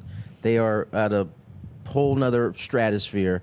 I just think to your point about, the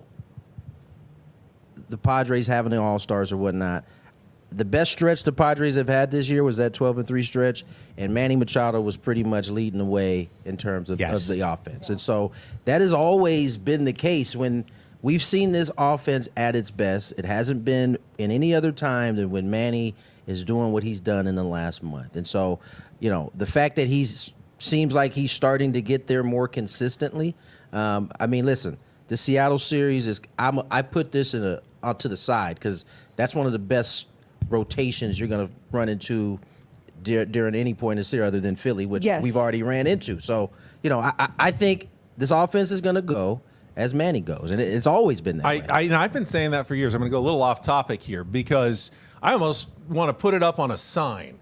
As Manny Machado goes, so goes the Padres. In ways that even Fernando Tatis Jr. does not 100%. impact this team. So why do you think that is? Because Tatis is incredibly talented. We know Bogarts is a great player, a great leader. They have pitchers who are leaders as well. But if you look back over the last few years, it's almost always Manny that drives the successes and failures of the Padres. Because when I think the difference between the two is when Manny is at his best, he literally dictates the action. This is a very rare thing for a hitter to be able to dictate it, but he forces you to places where he 100% can get you every time. Now, he might hit the ball too hard and hit it at somebody, but most of the time when he's going like this, it's a difference. There really isn't anywhere you can go with Manny. So now you're forced. Do you just put him on if you can? Otherwise, they pitch to him, and we see when he's going like that, 12-3, that offense looked amazing. It's the best it's looked at any point during the year. Doesn't every team have an alpha dog, And I think Manny's the Padres' alpha dog, even with Fernando there. Manny's the leader of the team, and he drags everybody along with him. He does a better job of doing that than Fernando. Is that part of what happened last year as well, with Manny obviously ailing the more as the season went on, that the inability of Manny to ever really be entirely Manny last year can explain some of the disappointments of 2023? I've occasionally wondered in my mind, and I don't think it's a fair thing to wonder about, how few times we've seen Manny and Tatis together, playing successfully together, and both excelling together. Manny's best stretches have come when Fernando's been on the shelf. 2022, practically an MVP season. Could have been an MVP season if that last month.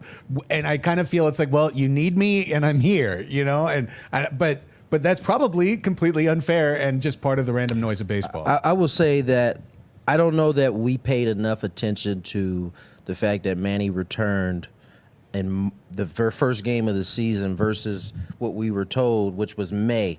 I think he played a long stretch of time. He'll never admit this. He probably played a long stretch of time before he started to feel at least comfortable at the plate. And I think that's part of what we're starting to see now. And Annie, this is not necessarily anything to do with Manny's leadership style. People always love to talk about Manny's vocal, non-vocal leadership, just being out there. This is simply his impact on the game and what he does for the Padres when he's on the field. Yeah, I mean, I think that his production, like Tony said, I think that he's always giving you a chance to win. He's got an edge to him. He's got the baseball IQ that everyone always talks about that is at a really high level. He's seen a lot in the game.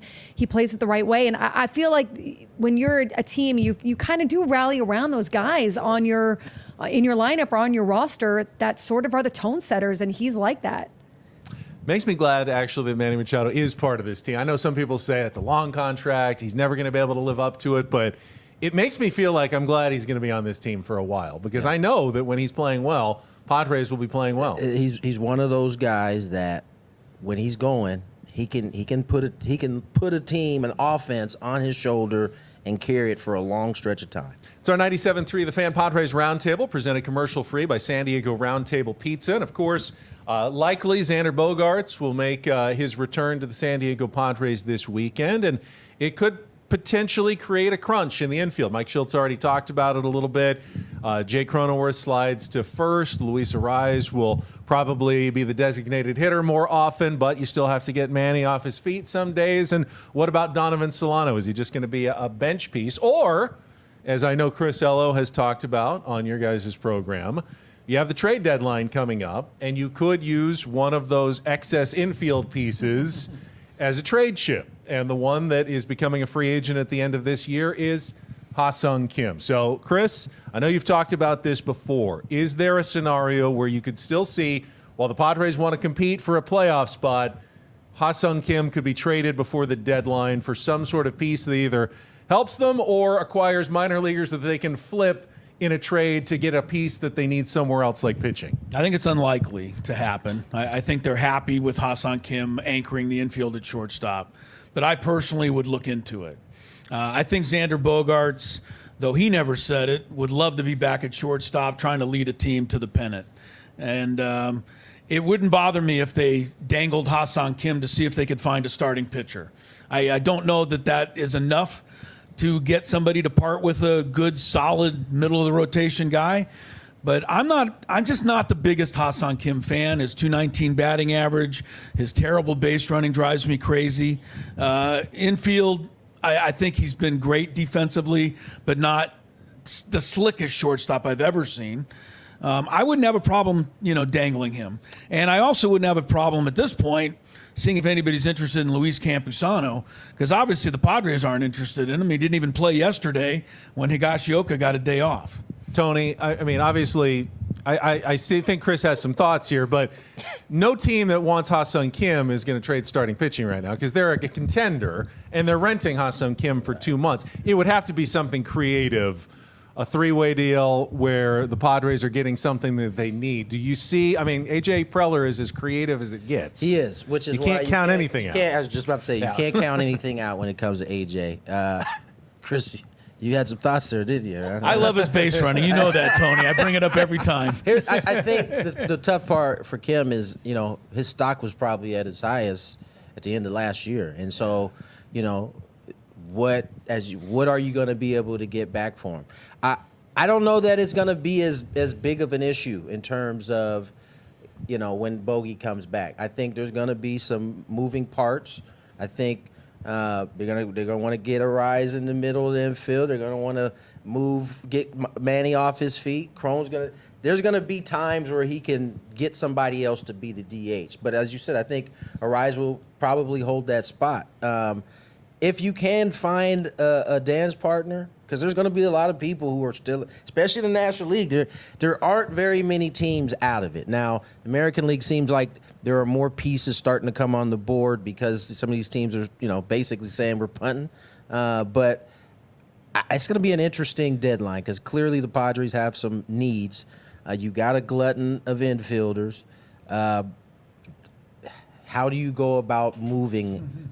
Or do you find a different way? You still got those two big prospect pieces that hold the most currency in all of sports. The prospect in baseball is the biggest thing going. So you got options. Makes some sense on paper, Chris. But Annie, is Chris underestimating how much of the heart and soul that Ha-Seong Kim is? Not just to fans, but in that clubhouse. I mean, you see how they treat him and how they gravitate around him. And I don't totally understand it, being not in there myself, but you can certainly see it from the outside that he's a beloved member of that Go get me, team. Annie. What do you say, Annie? Come on, Annie. Care Go about after heart me. and soul, okay? Go after me. me. Cut him.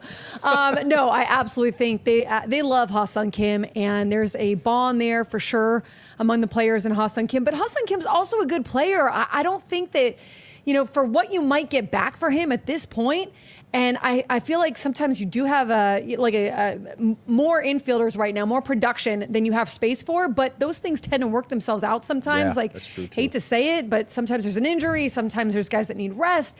Manny said the other day he has still good days and bad days, like he's still working back. You might want to get him off his feet a little bit more. Same with Xander. So I still think that there's a lot of room in there. And I know Craig's going to speak to He's this. been patiently biding his time here in the not middle. his best defensive Hang year. on a second. But still a great defender. Are we talking Kim? Kim, and if you are making a push there, into the postseason, you are going to need that. You're going to need someone who fits with your team well, who is a good defender, who is able to, in those games that are going to be totally won or lost on the margins, on these little tiny things, be able to hold it down. So I still The think that margins he's like base running. I'm just kidding. think that he's I'm just kidding. a productive player for you, and I just don't know. You'd have to trade him to a contender. You'd only be giving him away for the rental one in your portion, division that right? really Like needs you're not going to give him to a team that is like the Marlins or whatnot because they don't need him. Like he's a free agent at the end of the year. and he's a rental. But I do think AJ Preller has to listen to everything. Like they have limited funds. They don't have an open, wide checkbook. He's got to get creative. So if someone's interested, I absolutely think you listen. I'm sure he's listening. All right, let's step aside and let's let so, Craig have his say. Look, here. Annie just said one of the most important things, right? Which is, okay, well, we are going through the backside of one of the things that happens when you have an injury, which is you play players out of position, which is what we're doing by playing Luis Ariz at first base and Jake Cronenworth at second base, where they have graded out so far as the second worst and worst defenders at their position since they've taken their position. By getting Bogaerts back where he's supposed to be, second base, which is a decision this organization made from front office to manager to coaching staff. They made that call in spring training that Xander Bogaerts is no longer the shortstop of the San Diego Padres. He is the second baseman because Kim's the best defender on the team. Period. End of story. And Cronenworth's a better defensive first baseman. So now we're in our best defensive position, which is what you want if you want to win games. When we have an inconsistent pitching staff, you want your best defense out there. And if someone else gets hurt, we've got the fallback positioning of playing Solano every day. But instead, we get to have our best version of Solano playing more limited, playing against better matchups. You could play him against a lefty and sit Ariz, who's hit 240 with no walks and no power for the last month, by the by. You are a better team keeping Ha-Seong Kim. Or you could trade him to the Giants, watch them pass you in the standings, and declare it being the dumbest move in Preller's career. This is a broken premise question. I don't always understand the defensive metrics because I look at Jake Cronenworth and I think he plays a darn good second base out there. But Craig is absolutely right. The decision to move Xander wasn't made willy-nilly by the organization. They felt like this was the best formulation of the infield that they could possibly put together, and they're about to get it back, as Craig says. They're finally going to get it back. Why tear it apart at this moment?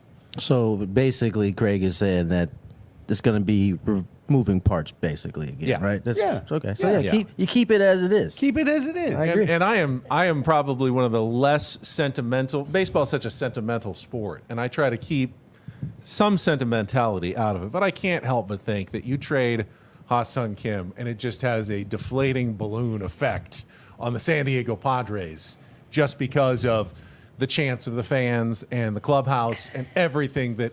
It's hard to think that they can get better. Even if they got a piece they needed, a pitcher somehow, something that they needed that's necessarily going to ever make them better. I think you guys overplay that one big time.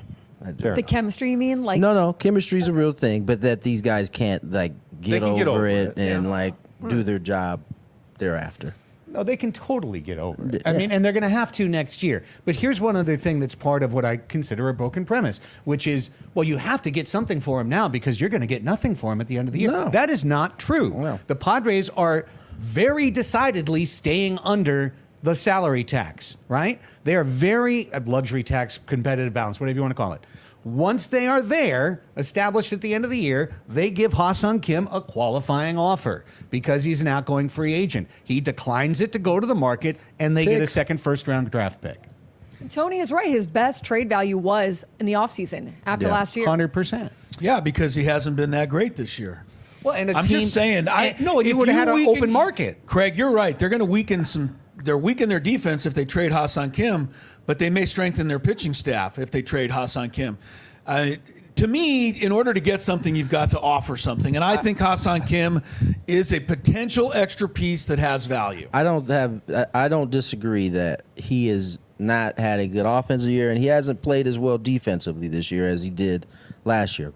However, it's still the Padres' best defensive formation. Agreed. And it's not that I'm against them moving him, but if you're going to get something that is actually going to help, fine. But if you're not, I don't think it's worth it. I'm not. I started my answer by saying I think it's unlikely, right? Because I don't think they're going to be able to find anything great. But I think they have to take a look at something right now because they really need a starting pitcher. And with what's happened with Darvish, to me it's made it more important to go find a starting pitcher. True. Thank you to San Diego Roundtable Pizza, presenting our Roundtable commercial-free pizza royalty. Says so right there on the box, and got the delicious pizza in here every single week. So Tony did mention a very viable alternative, though, and that is dipping once again into the prospects to trade and address some of the needs, including pitching and bullpen. So let's focus on the two guys who I think everyone now agrees are the most valuable prospects in the Padres organization, Ethan Salas and Leodalis DeVries, who's been on an absolute heater right now at Lake Elsinore. I mean, he's not anywhere near the big leagues. The question is, what will it take for you to want to dip in to either of those guys at this point in the trade deadline? Is it beyond a rental? I would think it's got to be someone with more control. What is the tipping point for you that makes it, Craig, worth trading one of your absolute top prospects here for a team that is just fighting for a wild card? Is not, looking for that edge to go over the top and make them World Series favorites. Nothing's going to do that now. Is Juan Soto available with 3 years of control? Because I'm all for it. I'll absolutely trade our top prospect, which is what we did 2 years ago. More good base running. Yeah, to get. I remember him dancing in before the Cronenworth hit. Come on, it's a great base running right there. No, the answer for me is nothing. Nothing. There's nothing that would make me satisfied, because you could get anything on the market if you opened those two guys. I'm sure of that. Whatever thing is available on the MLB Crochet. market. But maybe Scooble. Yeah, Scooble, maybe. Okay, let's say Scooble. Okay. All right, let's just say Scooble. Are we now going to win the World Series? Are we going to win the World Series? DeVries or Salas going to contribute to winning the World Series in the next, let's say, 7 years? Oh, 7 years? I hope so. Yeah, 7. 5. I would certainly. You feel comfortable with 3. that? Compared to betting on one pitcher? It's not betting on one pitcher. He's helping you get a chance to maybe win a World Series. Scooble would be like maybe one guy I'd be willing to trade one of All those right, guys we found somebody. for. But that's how many? What, he's got 3 years left? Yes. Right. 3 years, and he's pitching at an ace level, and I'd be scared out of my brain. And if I'm the Tigers, I'm Tommy asking John for yet? both. I want both Salas and DeVries. That's not even what's being asked. Garrett Crochet and Luis Robert or something like. This team's ceiling right now, to me, isn't at the spot where I'm willing to put in the ultimate all-in. Where would the ceiling of this team have to be? Where it was in 22. You didn't know that, though, at this point of the year, at that point. That didn't happen until, remember, they backed in to the playoffs. They lost the last however many games. But before that, they were 17 games over 500, which is a place that the Padres have never even come close to. I want to say that the round table creates strange bedfellows. I'm going to agree with Craig for a second at this time. Yeah. Now, and here's he brought this up a few weeks ago, and it stuck with me a little bit. If the Padres make a big deal and add somebody, the realistic hope is that they could move from the number 5, where I think they're actually number 6 today. Correct. Wild card spot, past the Braves and get number 4. I don't think even with the most crazy acquisition, they're likely to catch the Dodgers. So are you going to trade one of your big prospects to go from 5 to 4? Is that worth it? But I'm going to, bedfellows, because I'm going to agree with Tony here for a second and say that you say that the Padres, do we know if they're close to winning the World Series or not? We only know there's one team in the NL that the Padres have really had trouble with, the Phillies. Yeah. Everyone else. Not to mention, we just watched the Diamondbacks walked down everybody in the National League playoffs last year. I understand that, Tony, but they could stay number 5 with what they have now. So why part with the prospect to move up to number 4? But there's a lot of they teams would still have a shot in the playoffs. There's a lot of teams chasing them. They could easily miss the playoffs as well without some help. The Mets are half a game behind. Diamondbacks are a game and a half back. There's other teams that are charging. And if they make all the moves and you don't do anything, you may not have any of those spots. If you guaranteed me Padres 6th seed without doing any moves, fine. Just leave the prospects as they were. But the likelihood is if they don't do anything, they're going to slip backwards and they're going to miss the playoffs again. And I don't know that that's an acceptable result for anyone. Yeah. Annie, save us. No, I don't think this window is open indefinitely, and I don't think every rookie coming up is going to be a Jackson Merrill. So, and not that DeVries and Salas won't be great, but like I think you listen to anyone who's controllable that can make your team better for future years. What they can say, which they couldn't say last year, is that we've seen a couple guys from this system come up and actually contribute to this ball club. Correct. And so, as much as we all love to talk, the game loves to talk about prospects. The reality is there are very few that end up being exactly what we are talking about them being. And most of the time, those trades, being that you get to keep whatever player you trade for, end up being the better end of the trade most of the time. Also, Andres Munoz just shut us out yesterday, striking out our guy to win a game for them that we gave him to get Austin Nola down the road. So while it's true, I do actually have faith in the Preller farm system. And I look around, Mackenzie Gore's in the big leagues. James Wood just made the big leagues. We know those were the C.J. Abrams is an all-star. C.J. Abrams is on the all-star team. Those were the guys we gave up to give Soto. I was willing to make that deal. But that is true talent. He didn't give up Jackson Merrill because Merrill's a star. And the guys that he doesn't want to give up are Salas and DeVries.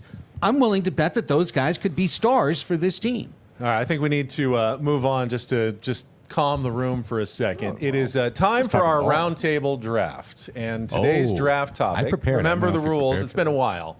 So you can't pick the same person that the last person picked. Okay. You'll be fine. So you'll be fine. I'm going to let you go first, and you're going to get the easiest choice of all, Tony. So don't worry about it. You're set. Don't worry. I heard him do this. Study for this all test. right. So this roundtable draft question is, just had the 1984 team honored at Petco Park. Which player, and you only get to pick one from the 1984 Padres, would you choose to add right now to the 2024 Padres for the stretch run to help the team the most in their run to the playoffs? And we'll let Tony Gwynn Jr. make the first selection as to who he would like to pluck from the 1984 Padres and put on the team right now. Now, you're getting the 1984 version of that player. Okay. Give me the late Eric Shaw. Really? Yeah. I'd like to go second. That's who I picked with Woods this morning. And of course, I would pick my dad. Well, you just lit Ben's brain on fire. It's beautiful. They certainly need some help at right field right now. They get the speed of the young Tony Gwynn in 1984, and they get, of course, a batting champion to bat right next to Luis Arraez. Man, that'd be fun nightmare to for watch. pitchers. That would really be fun to watch. And your mom looked fabulous yesterday coming out. Thank you. All right. Would you like to go second now and take that? I'm going to go with, this is a team of shortstops. I'm going to go with Gary Templeton and just add him to the mix. Okay? Just find another spot for him. Who knows? Just more shortstops. All right. Well, you know what? I'll go third because I did take Eric Shaw this morning. fine. And I thought adding a guy who had, 3.2 ERA, 15 wins, over 200 innings for a pitching rotation that desperately needs an anchor like that. You can add Eric Shaw to the mix right now. Every fifth day the rest of the season is something the Padres could badly use at this moment.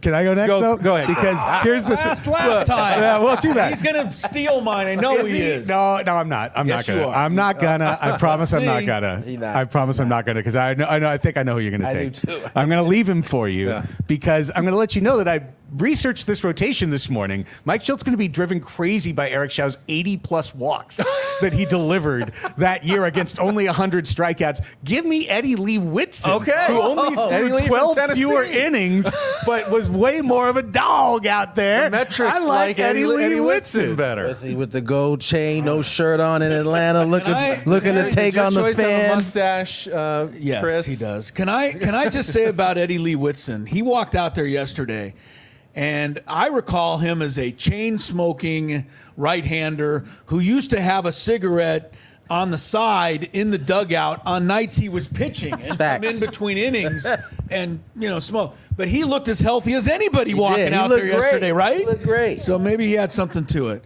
I go Goose. Was that who you thought I might take? I thought that's who you're going to take. I go Goose. I would have drafted Lefferts over They him. need that. They need the help there.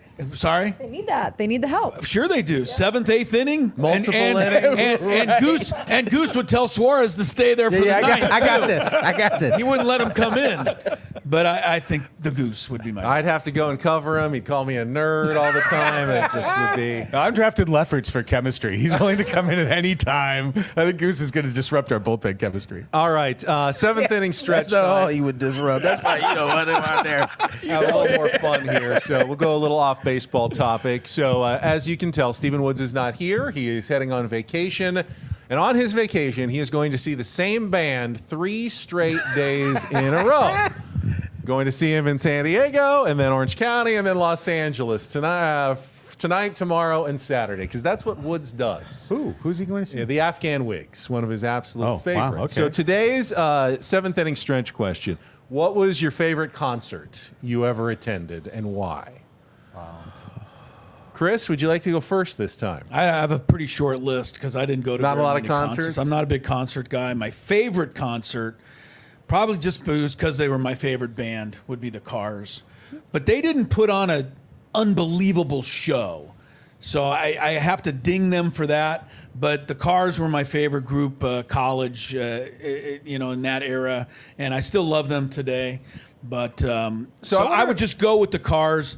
As far as shows are concerned, I never went for the big pyrotechnic type I wonder place, if you're not a big concert guy, the same reason I'm not. And that's because I want it to sound exactly like it sounded on my CD. Yeah. And when I go to the concert, they play it live, it sounds different. And it bothers my ear. It's like, this doesn't sound right. It's not wrong. And I totally get live I don't know. music, I was appreciate just using my ancillary dollars to go to sporting events, not Craig, concerts, I know you've been to a number of shows. Yeah, I'm going to go with Achtung Baby Tour for U2 at the Sports Arena when the Pixies were opening for them, because the Pixies were my favorite band, but I also loved U2, and that was a great concert series, and it was at the Sports Arena. So, Tony, what's your favorite concert? I enjoyed I took my wife to go see the Usher concert. It wasn't really. It's a what do you call it? In Vegas. A residency. Show. Big show. So that was pretty cool.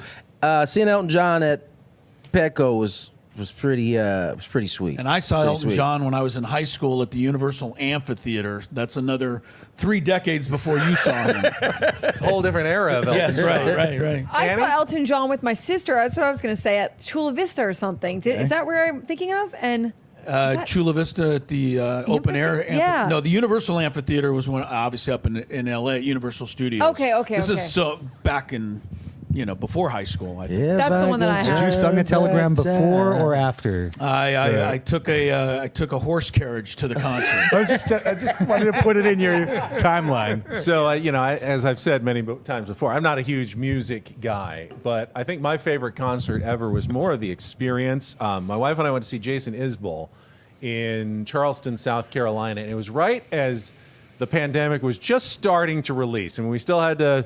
It was outside, social distance, but it was like the first thing we had done at all in months, and we got to travel and be there. And what an amazing, intimate, cool show right on a river. And his wife at the time, Amanda Shires, came and performed. It was just the two of them, and it just felt like such a private, exclusive, just for us sort of event that was really, really fun. Awesome. I wish I would have seen Prince live.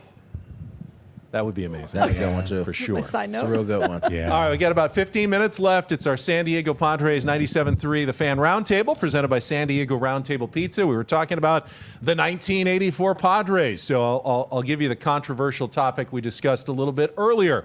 Heard this from the fans many times before. Should the Padres unretire the number 6 of Steve Garvey that they retired maybe in haste many years ago before they had, Tony Gwynn's number retired and Trevor Hoffman's number retired. And now it kind of sits there, and obviously he's more associated with the Dodgers than the Padres, but he also is associated with one of my favorite moments of my baseball watching life. I will never forget where I was when he hit that home run. Still maybe the biggest moment in San Diego Padres history here, 40 years later. Chris, does that 6 belong with the other retired numbers of the San Diego Padres? And my buddy Tony Gwynn Jr. on TV yesterday going, and there will be tomorrow. And then you played the clip of Drysdale. I love that call. I love that. It's one of my favorite calls. Well, you're asking maybe the wrong guy, only because the Garv is the one athlete that I am still in somewhat awe of. And when he came into studio a couple of years ago, I brought my mom in to meet him. Oh my God, she was in heaven. Moms love Garv. He gave her a smooch. I mean, you know, she took me to games. Who are you? Sorry? How what? Who are you? What is happening right now? I'm a wonderful guy. You've never noticed it. Did you sing him a telegram too? We can't get over it. But I'm in awe of the Garv. Anyway, I can see the argument for, unretiring it, but I think it's just a bad look. I mean, it's been retired for so long. It's going to not look very good to take it, take the number down. So should he have gotten it in the first place? Maybe not. But now that he has it, I say keep it. Craig, the numbers, even when Garvey was in San Diego, were actually just okay. Yeah. Pedestrian. Yeah. Very much so. It's got to go down as probably the most unusual retired number maybe in baseball, at least in terms of for performance on the field. Here's the thing. This is what I'd like to offer to this is a little bit of historical perspective, right? The Padres came into existence in 1969. They didn't have a winning season as a franchise until 1978. And then I believe the next one they had was 1984. So it was a very immature franchise in terms of having very little history, very little culture, very few heroes. At that point, 15 years into the franchise's existence. And at that moment, that was the biggest thing that ever happened to the San Diego Padres was Steve Garvey hit that homer, and then next day, went through Durham's legs, and then the triple 100%. And everything else is history, and they go to the World Series, and that catapulted, just like young Ben Higgins, so many people into becoming Padre fans now in 2000 and 40 years later, still remembering these things. So I think absolutely you don't choose violence and look back at a moment in your history and say no because he was a Dodger, because at that moment, that was the biggest thing that ever happened and the best thing that ever happened to the team. What has happened since? Plenty more. Tony, I'm guessing you don't want to open that can of worms. I just think, Greg brings up a terrific point. It has a lot to do with the history, right? There wasn't any history. When did Garv's number get retired? That's a good question. I want to say maybe like early 90s. It wasn't that long after. It feels like a Steinberg type thing to put that on the wall, but I don't know that for sure. I don't even know that they put the number up on the wall where the home run went at the Q. Right. And it kind of was more of a marker than necessarily a retired number, and then somehow it just became a retired number at some point. I'd like to know more about the history necessarily of how that decision was made. Yeah, I'm not sure how it was made, but it was made, and I think it would be tacky, honestly, to now remove it, considering that, I think Craig put it perfectly, how many fans were created from that moment alone. And until, quite frankly, my dad came along, there wasn't anything else to really hold on to. And so I think it would be wrong at this point now to take his name down. I get it, right? It's not true Padre. He didn't put up the type of numbers that, the Winfields, the Gwynns, the Templetons did. Phil Neville. Yeah, exactly. Or even Phil, for even that. But it holds a much more historical value than it does based on the numbers. So I don't think you should take it down. Annie, I know there's some fans who are very passionate about this Yes, topic. absolutely. Well, it's absolutely tacky. And while it would be so 2024 to have an unretirement ceremony where like cancel culture they take the number and they pull it down or something. Would you have to walk out on the field? You're on the field. While they pull this number. The crane put a big red anti-Ghostbuster on top of it. It's a big social media moment. I agree. I don't think you I think if you ever did anything, it's simply what happened to the 6 It's in the shop for maintenance. And if anyone asks, Never comes Now back. we're lying to the people out there. it's moved to a farm up the state. What did Woodsy Getting say? refurbished. What did Woodsy say? He probably wants to bring it down. No, he's okay leaving it up Okay, too. good. There's no non-awkward way to ever bring it down. No, you now. can't. You can't. All right, we've got the All-Star game coming up on Tuesday. Before that, though, is the Home Run Derby on Monday. The MLB announced some changes to the rules, some tweaks, some modifications. Want to just ask you how you all feel about not only those rule changes, but does the Home Run Derby still have the mystique it once had? Is it still a must-watch event for you, Crisello? Never has really been, unfortunately. So, I get a kick. Did you ever see the old black and white footage on Major League Network of the show? The Where they Home did Run the Derby show, yeah. at Wrigley Field in Los Angeles. Just the two guys. Yep. Just the two guys, Willie Mays, Harmon Killebrew, It's Hank a home run or nothing on Aaron, Home Run Derby. You could Mickey hear a pin Mantle. drop in that bad boy. That thing, Frank Robinson. I just don't think they've ever been able to match the star power.